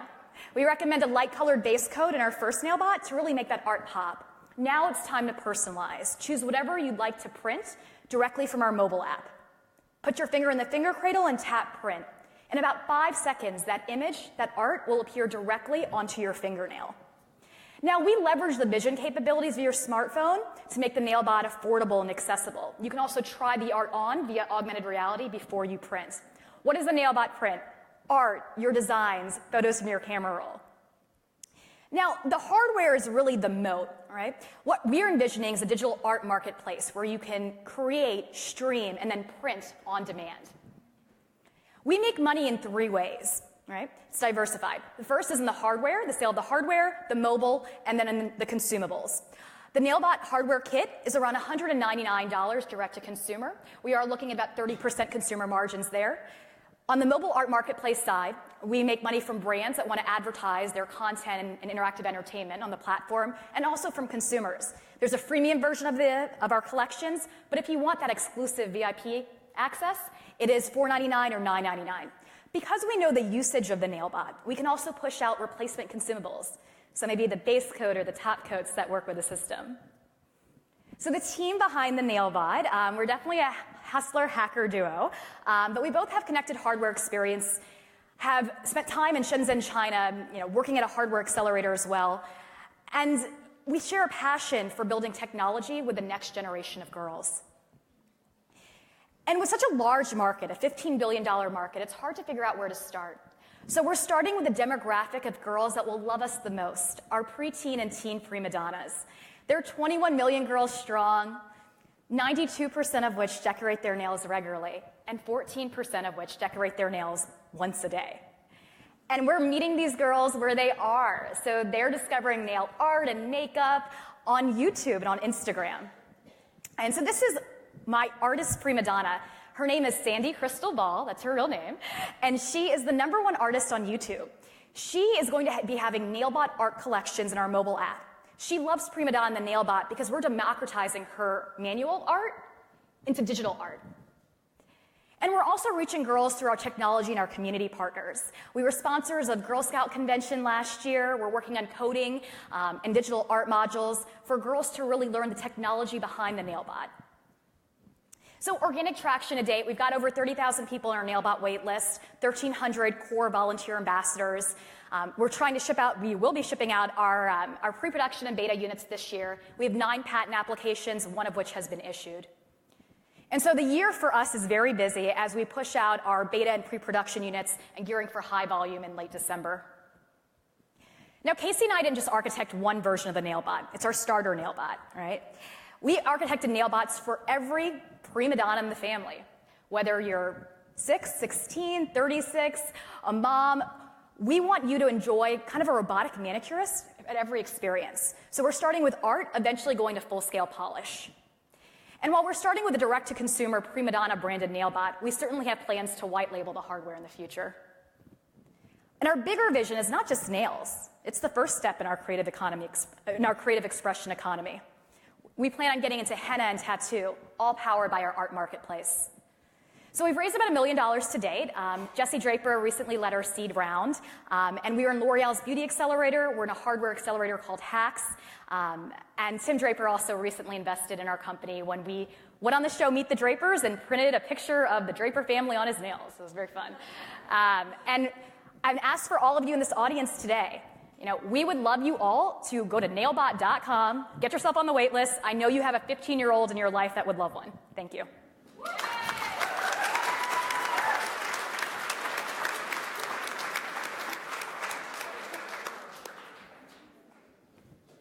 Can you just explain how the printer works? Yeah, yeah, absolutely. So the NailBot, fundamentally, it's a connected device. It's paired over Bluetooth to your mobile app. So just think about, whether you have a Fitbit or another type of connected device. You open up the mobile app and you choose what you want to print. So right now, I have a bumblebee and a pizza and an American flag you can touch. Yeah. You put your finger in the finger cradle and you tap print. Literally in 5 seconds, it prints directly on your nail. It's not a sticker, it's not a decal. We're using thermal inkjet technology for it to print. Am I speaking too fast? No, this is so fun. Okay, so can you talk about the marketplace element of the app and what the vision is that with long term? Yeah, absolutely. So the marketplace is really magical for us because that's where network effects happen, right? Girls can actually design and create art without even having a nail bot, right? So what we actually envision is, and what we're really recruiting is artist ambassadors. So girls are designing and creating art both within the app and then through applications like Photoshop or Illustrator, and we're putting it into the app. So we have individual artists, and then we also have brands. We signed our first brand partner, so we have revenue in already on the mobile side that will be having art collections across different themes, whether it's Coachella or California or a music festival or BeautyCon in the app. So is it fair to say that it would be a similar experience like Bitmoji, where you can choose exactly emoji and there's branded? Exactly. So we're starting off more Snapchat for nails, right? Very fun, very poppy, very instant, but eventually we have plans to go to more Instagram quality like. Yeah. One thing... You can be a prima donna too. No, I'm happy to talk about this. For example, every day I walk past my 13-year-old daughter's collection of nail polish. I've never seen so much nail polish gathered together in one place. There must be 100 bottles. I find it absolutely astonishing. My nails are proudly undecorated today, but if you want me to get them done afterwards, I could certainly do that. My question to you is, thinking about the business model, it seems like the business model is really ultimately powered by the marketplace and by the consumables. So to what extent could you outsource that nasty capital-intensive hardware side to someone else? Yeah, so it's a great question, but the hardware is the moat of this entire model, right? Otherwise, you just have really a digital play with nothing to print on demand. So we actually, our first generation product, we have been working very closely with a third-party partner in our office and kept the spend quite lean. For our second generation products, we have partners that will manufacture the printer that have reached out to us because of all that organic traction. There's a finite number of inkjet manufacturing companies in the world. There are about 5 of them. So you've got to this in terms of competitive advantage. You've got to partner with a number of them to really get high volume and to bring that price point down. And once you kind of show that momentum, they will help you manufacture. So it's a great question. As a follow-up, what does it cost right now to manufacture? Yeah. So when you're looking at a factory cost between $95 to $120 fully loaded. And apologies if I missed this earlier, but is there also a subscription component to refills? I mean, or do you require a special kind of nail polish to be the base coat? That's a great question. So 2 quick things. The cartridge is actually going to last for around 30,000 prints. That's like 3,000 manis, right? So we don't see girls actually replacing the ink. That's not the model for us, and it has to be safe ink. The magic is that pre-print coat or the base coat. So the margins there are more 70%. And we do factor in girls reordering ideally every 6 to 8 months. And how unique is that base coat? It's quite unique in the sense that you do need a specialty ink receptive coat for the print to last and that quality, that resolution to be quite clear. You should do that Kurg thing where it won't make the Kurg pod unless it has the branded pod. Yeah, well, we can do a lot of clever things within the app, right? This is the magic of being a connected device. So if you have that higher subscription, if you have that premium version as an ambassador, you maybe get a 600 DPI resolution quality instead of a 200 version, right? I'll just add one thought, which is one company that's interesting to look at for this might be Minted, which is a similar company in the marketplace space that sort of built over time but has grown quite large. Yeah, absolutely. You know, we look at companies, whether it's minted, whether it's beauty device companies, you know, and quite frankly, you know, we in some ways are the Kindle of nail art, right? We are. We've got, it's instead of books, it's really digital art or Spotify, right? Yeah. Thank you so much, Pri.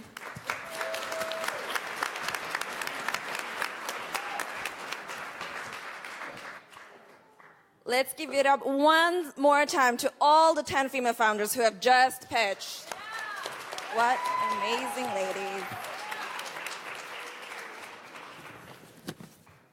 So now is the time that you've been waiting for. Audience, go into sli.do, enter the joint event code SVFWIT18, and get your vote on your favorite pitch. And in the meantime, can I please have our judges take your scorecards with you and go head into the green room. And we're going to do a quick switch on the stage here.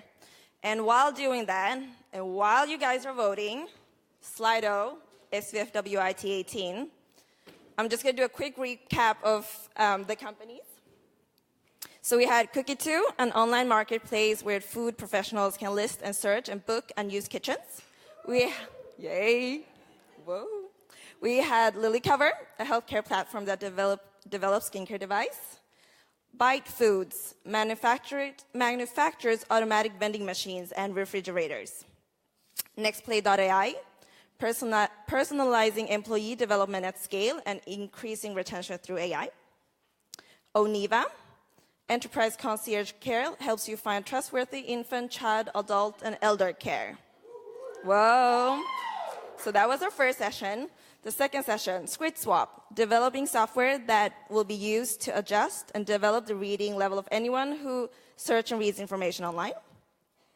Enterprise Bot, provide enterprises with a powerful AI customer relationship tool to enhance customer experience. Lead for Career, help businesses create internal mentorship network and unbiased promotion pipelines to increase corporate diversity.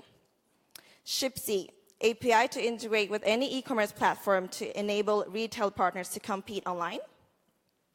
Prima Donna, the inventor of the nail bot. And 3, 2, 1. Everybody voted? Yes? Okay.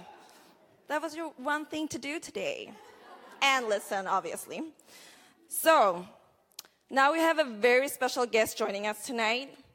Not only is she a badass female founder, CEO, and founder of CourtBuddy, she was also the 2017 Women in Tech Festival Pitch Champion. Let's give her a warm applause to Christina B. Jones.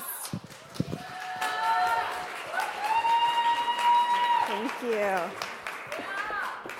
Hello, everyone. I'm so glad that I could be here. But before I tell my story, can we give another round of applause to all the ladies that came on this stage? It is not easy to, number one, start a company from the ground up. But somehow it's even harder to pitch your vision to a group of strangers. So they did a phenomenal job, so thank you. And thank you to Denyse and her team for putting on such an amazing event. So why am I standing here? Well, last year at this same event, I pitched my legal tech company, CourtBuddy, for the first time. And I won. Woohoo! And now I've become the 14th African-American woman to raise over $1 million for her tech startup. And if you check out this issue of Vanity Fair, you will find a group of 26 women, African-American women, who have raised outside capital in the millions of dollars. So we have now gone from hidden figures to visible figures. So that was an amazing, amazing thing. So you have to go get that issue. It's out now. So I'm here to tell my journey and some of the things that I learned along the way. So what I can say is that it was not easy, but it was possible. My co-founder and I come from Miami, Florida, where we started CourtBuddy, and we knew nothing about the venture capital world. We didn't even know how to begin. All that we knew is that we had this company that was helping people who couldn't afford law firms get the legal assistance that they needed for the first time in their life. And this company was able to help 126 million people every single year who go into court alone. So we needed help. So how did we get there? Thankfully, we were able to get into 500 startups. It took us 2 times. And on that second try, they called us and said that we needed to fly to San Francisco to meet with their investment team. So we had 2 days to get here. And boy, was this a journey.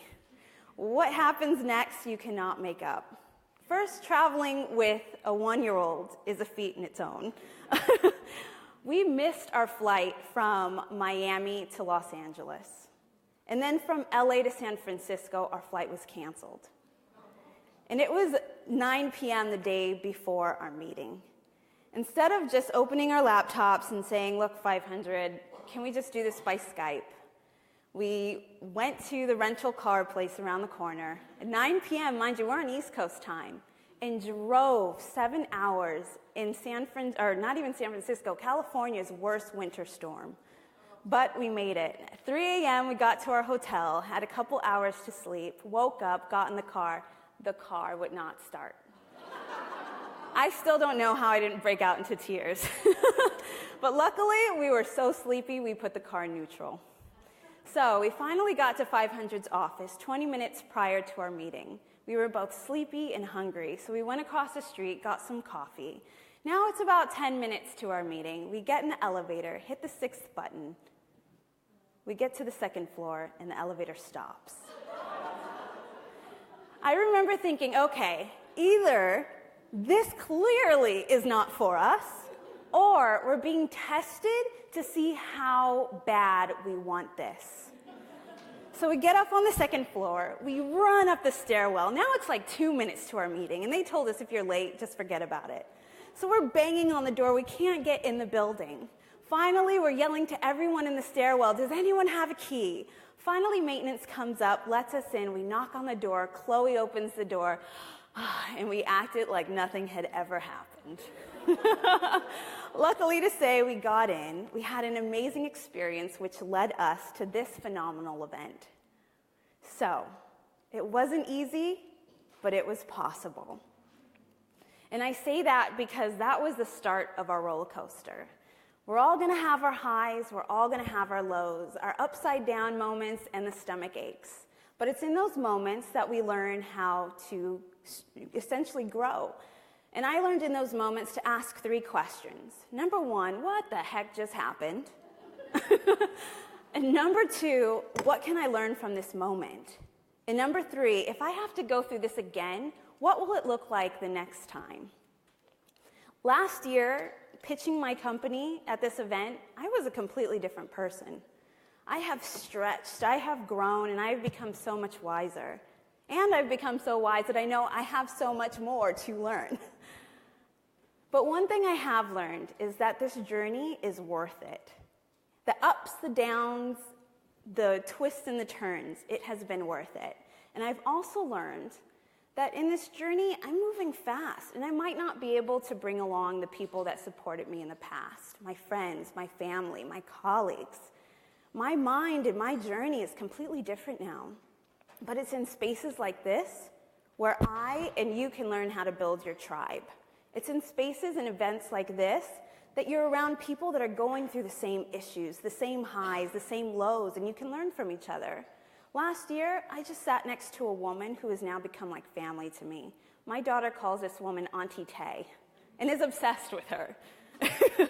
So I'm so thankful for moments like this. And another thing that I have learned is you can never stop dreaming. Before creating Court Buddy, I was in advertising. And before I was in advertising, I knew I wanted to be in advertising. I was obsessed with ads, commercials, anything.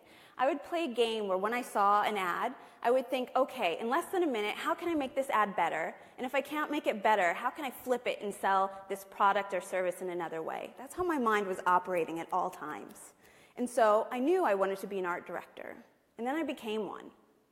And I was working on brands like Walmart, Disney, SeaWorld. I had made it, and fairly quickly because I knew exactly what I wanted. But once I got there, I couldn't see past that. And that was weird. That was a weird moment for me, because to that point, I had seen everything in my path, and I had successfully gotten it. And what made that situation even weirder is I had a co-founder and a partner that can see way into the future. He knows exactly what he wants and knows down to the penny on how much it's going to cost to get what he wants. So to be around someone like that was challenging. How come I couldn't see my next step? So I kept asking myself daily, what do you want out of life? What makes your heart sing? What, if you had to stay up until the crack of dawn every day, what do you want to be doing? And I still could not see it. But there were a few things that kept repeating. And those things were, number one, I love to promote brands that I'm obsessed with. Number two, I love connecting people that need each other. And three, this one's a little weird, but I wanted to be home working on a business while pregnant. Whatever. Then came this opportunity that my co-founder saw while he was a solo attorney in the courthouse of how many people were coming in and out on a daily basis without representation, and how many people were walking out the door with verdicts that they weren't happy with, that were making their lives miserable. I mean, turning their lives around. So after hearing this months after months, we kind of thought, well, is there anything we can do about that? Why can't people afford law firms? And your colleagues, they're searching for clients. So something clearly isn't adding up.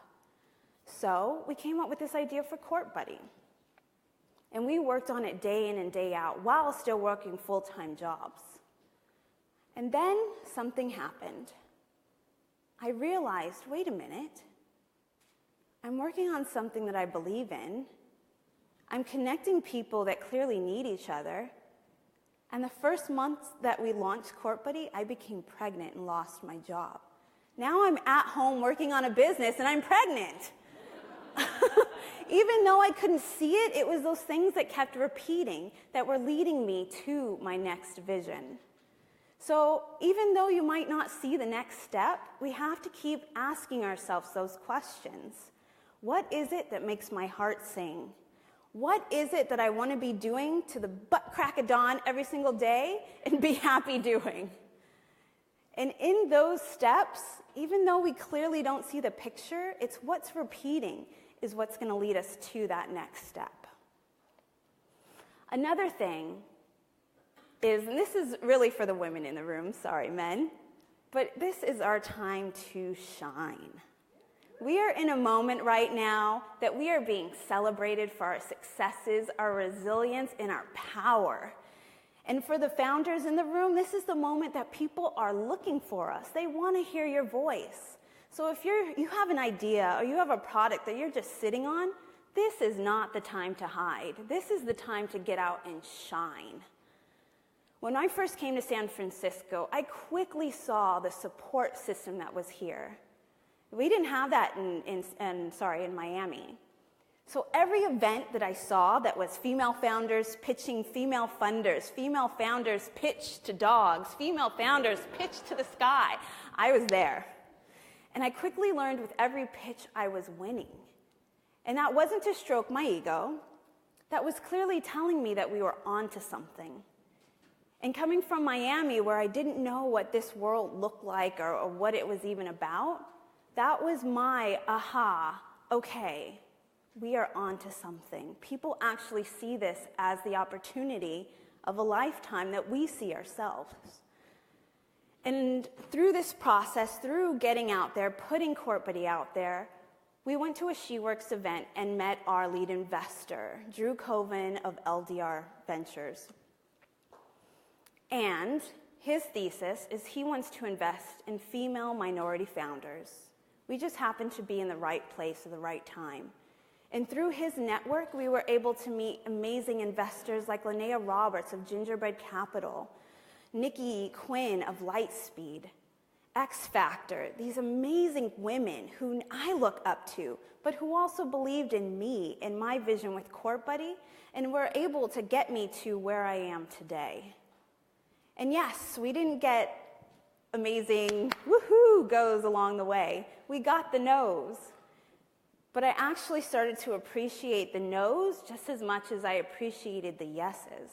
And I had to shift my mindset to realize the no's are going to lead me to the yes. And I realized, too, that every time I heard a no, I had to follow up with questions. Why did you say no? What was it that made you say no? And through that feedback, I learned maybe what I was saying wasn't translating the way I wanted it to. Maybe the slides that I was pitching were too confusing. But I realized I could never leave a room where I received a no without getting feedback. Because through that feedback is how I got to where I am today. And also, every time I heard a no, I asked, well, who do you know that can get me to a yes? So, I give that to you guys so that you can understand a no is a positive thing. A no you should celebrate. And a no, you should never leave a room just with that no. You should leave knowing what happened, why they said no, and who they know that can get you to a yes.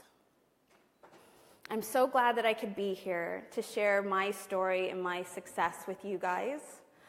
And I just wanted to leave telling those 3 lessons.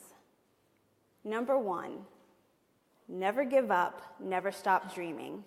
Number 2, enjoy the ride. We've all been on roller coasters, and if you do enjoy them, you know that feeling afterwards where you feel like you've accomplished something? Imagine if you never got on that ride. You have to enjoy it. Even though there's ups and downs, twists and turns, you always end on your feet. And also, enjoy this moment. Get out there, shine, tell the world what you're working on. Whether you're a founder, whether you're an investor, whether you're in your company. Voice. Your voice is powerful, so use it. Thank you so much.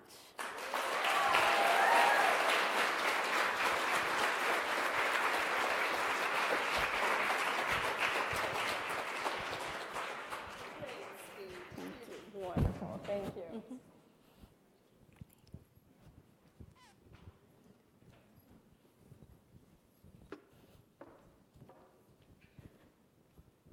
All right, so we're now down to the moment that we've all been waiting for, right?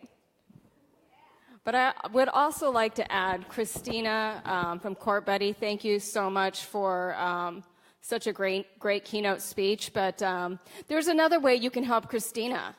Her company is actually up for a Webby Award for legal. So if every one of you went to the webbyawards.com after this program and voted for Court Buddy, you can support this woman. So please do so.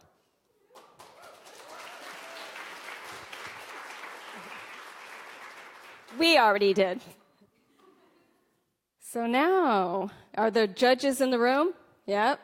Okay, so we have a winner from Silicon Valley Forum's 2018 Women in Tech Championship. And the winner is La La Land. Just kidding. All right. Next time's the truth, I swear. Please give it up for Prima Donna. Where are you, Pri? Come on up.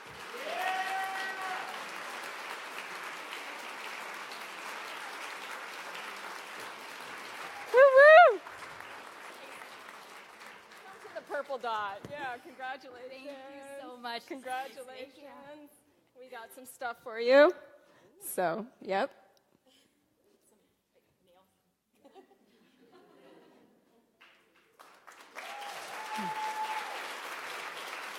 Also, we have the championship trophy, if you want to bring that over.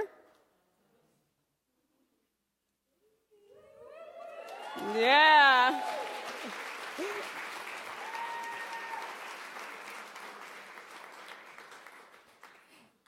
And our generous partners at Microsoft have donated a brand new Surface laptop to the winning company. So, yeah. So, thank you, Microsoft. And a bottle of bubbly from the good folks at Barefoot Bubbly, which is, by the way, a woman-owned vineyard.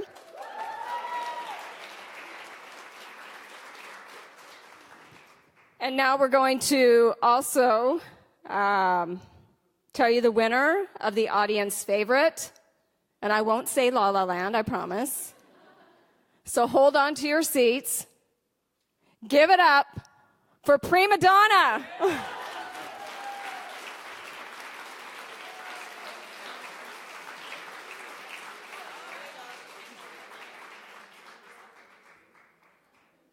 So if all the judges could please come up on the stage. We want to thank you so much. And we really want you to get a picture with the winning company. It's a photo op. Guys, who's excited about the nail bot?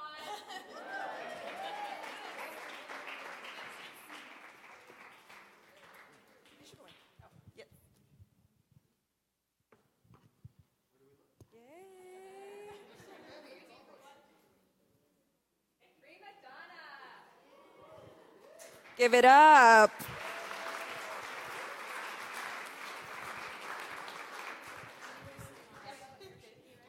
Pri, did you want us to say a few words? No, thank you guys so much, and congrats to all the other girls that pitched, women that pitched. They were fantastic, and thank you for supporting this, and get yourself a nail bot. Thank you to the judges, and thank you so much to Silicon Valley Forum and Denyse and Christina, who have done so much and really gone above and beyond me for so many events. Thank you. Yes, thanks again to all the pitching companies. All you guys did such a wonderful job, and thanks to all of you for joining us here today and supporting this initiative. So now it's party time. So let's go in the demo hall and let's have some cocktails and let's celebrate the day. And we'll see you tomorrow.